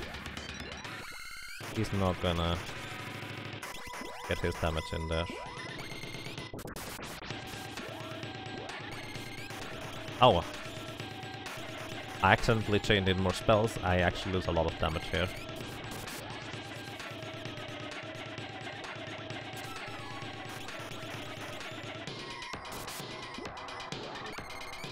I should not have cast a spell here, maybe. By the way, in case you're wondering how Dark Lich works, he will always cast an ability, as in a physical ability first, and then he goes into a magic ability. By the way, I have 2 Fairy Walnuts left over. This is more than enough. I was probably way too conservative about this. But at the same time, I think if you effectively and efficiently chain in the physical damage into the Dark Lich's spectral appearance. Either way, if you can somehow chain in physical attacks efficiently, you probably end up being faster than not using physical attacks on top of it.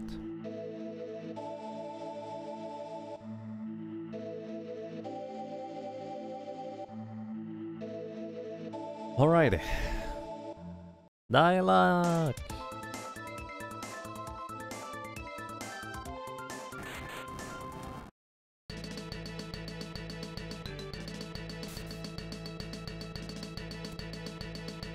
So, alrighty.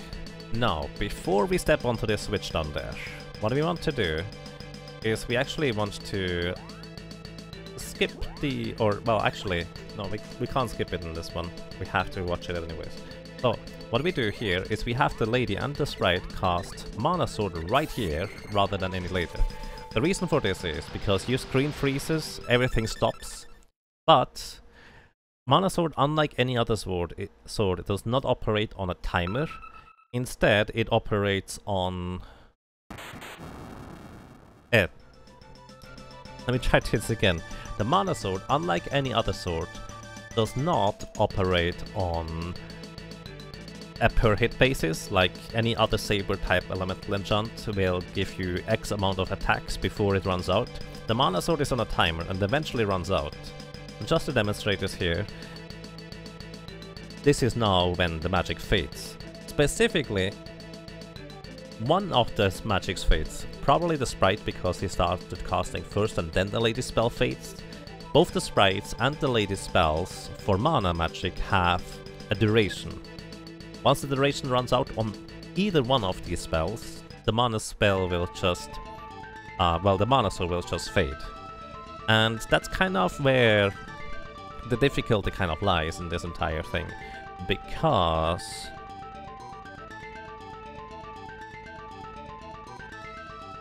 you can get, let's say, a quote-unquote low damage roll, kind of like you can on every other spell, with the mana sword spell as well, which means that the duration can be literally less than 5 seconds. And less than 5 seconds would run out during this cutscene that you just saw. Now, I already triggered the cutscene in order to have it being shortened in the next section, so we have the mana sword effectively for longer. Greetings to you, Semaphores, welcome, how are you doing? And alrighty, let's get this going. So, before I start the fight for real, let me once again reiterate on what I did in the early game. I leveled up secondary weapon levels here. And for this I leveled up the Power Glove to 53 or 0.53, the Load Axe to 0.81, the Spear to 0.90, the Whip to 0.74. Basically, in short, I leveled up secondary weapons almost to level 1, but not quite. Each one of these additional weapon levels will give me additional attack power as soon as I... oops. As soon as I unleash the mana sword, so to speak. And this is a hidden mechanic that most people don't know about. And it is really, really useful because now I have additional 400 attack power approximately.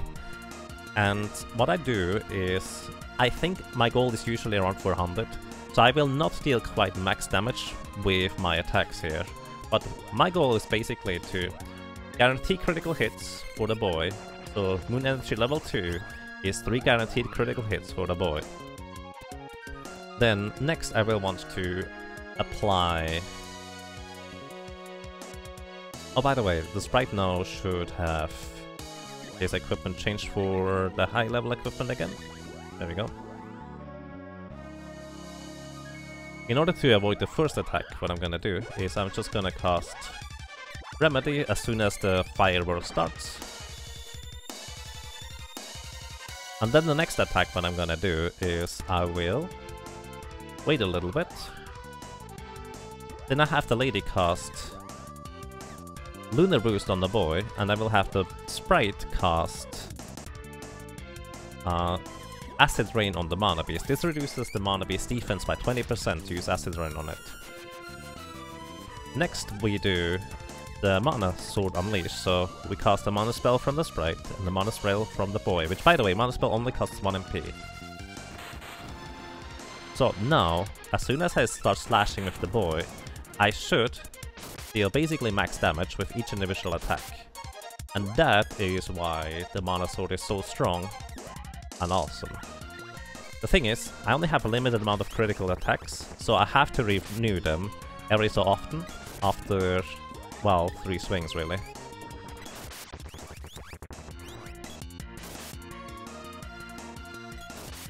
And optimally the sprite would be tanking the Mana Beast, meaning being in the center instead of anywhere else. The Mana Beast has exactly 9990 HP. So with just 10 maximum critical hits, you can just one-cycle the Mana Beast rather easily. So normally when you don't have Dryad level 1, your Mana Sword will run out before you get the last few hits in, so you just go for a 2-cycle.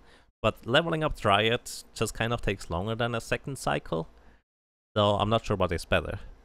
This is certainly more efficient, because I still had 2 Fairy Walnuts to use. And this is a demonstration of the category that we've kind of been thinking and just, well, wondering about in the Seeker of Mana community. The Selective Restrictions. Once again, imagine it to be basically like no major glitches for Zelda Link to the Past, where we just say, alright, don't do something too game-breaking, but money glitch and stuff is allowed because it makes it a lot more beginner-friendly category. And this is kind of where we are sitting at now. So, I hope you enjoyed this demonstration of the Selective Restrictions. If you have any questions, feel free to ask. If you'd like to join the Discord for Seeker of Mana as speedrunning, I will post a link in chat right now.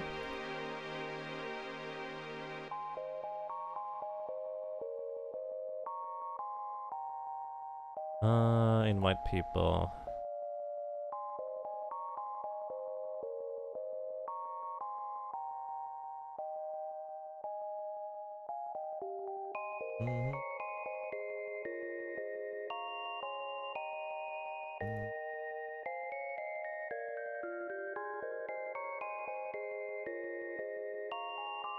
Alrighty, so here's an invite to the Seeker of Mana Discord in case anybody would like to join us. Again, we are usually in there just happy to answer any questions if you have any, or just if you have thoughts. Once again, the category's definition is not set in stone yet. There's certain things that we will still be talking about or mumbling about and thinking about. So yeah, if you have any ideas, let us know.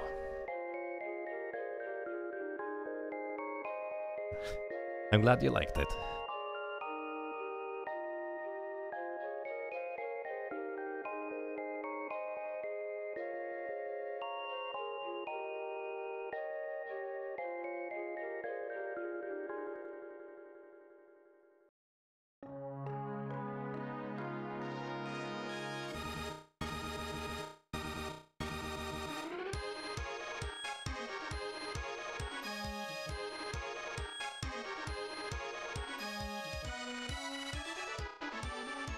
Whew.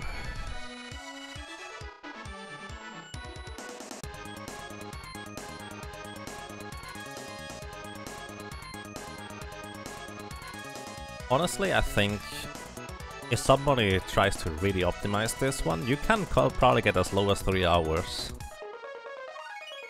I do think that is possible.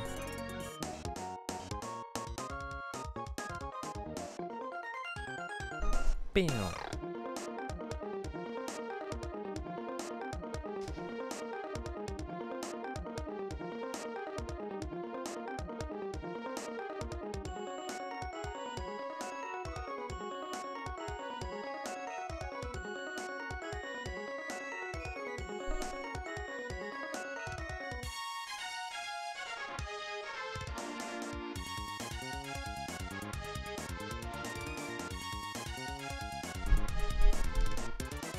How long are the other main categories?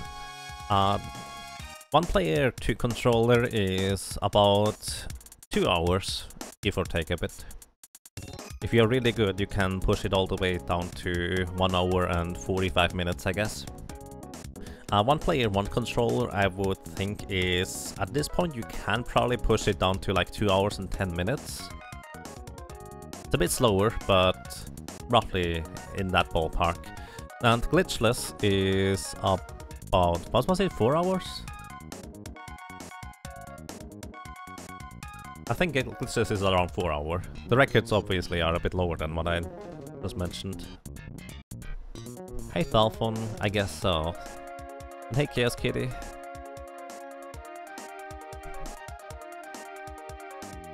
So yeah, the intent was not necessarily to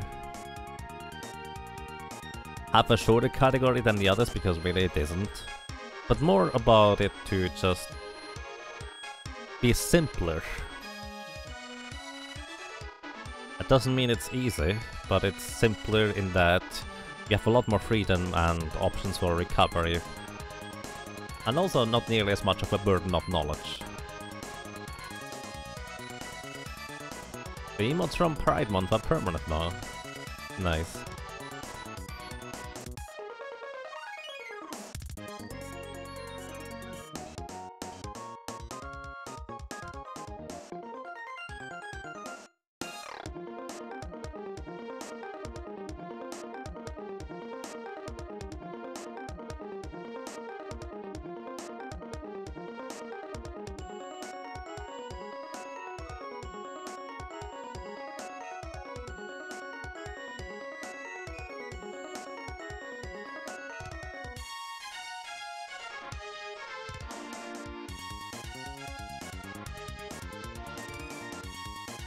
By the way, fun fact, at the very end of the game there is either a full moon, a crescent moon, or a 2/3 of a moon.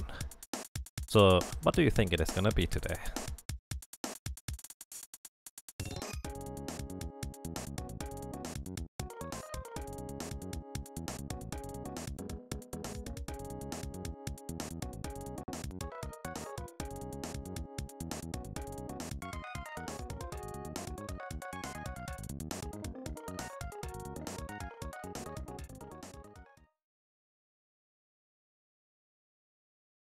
We have Aliaqua saying full moon, Reykjavik says crescent, Alphon says gibbous, TGRFter says 2/3. Or I like 2/3. I'm gonna go with a 2/3 moon today. Because it's kind of like 2/3 of a category. No, it's a full category, but more like something weird in between. 2/3 sounds about right. Full today says Quadlight. Let's see.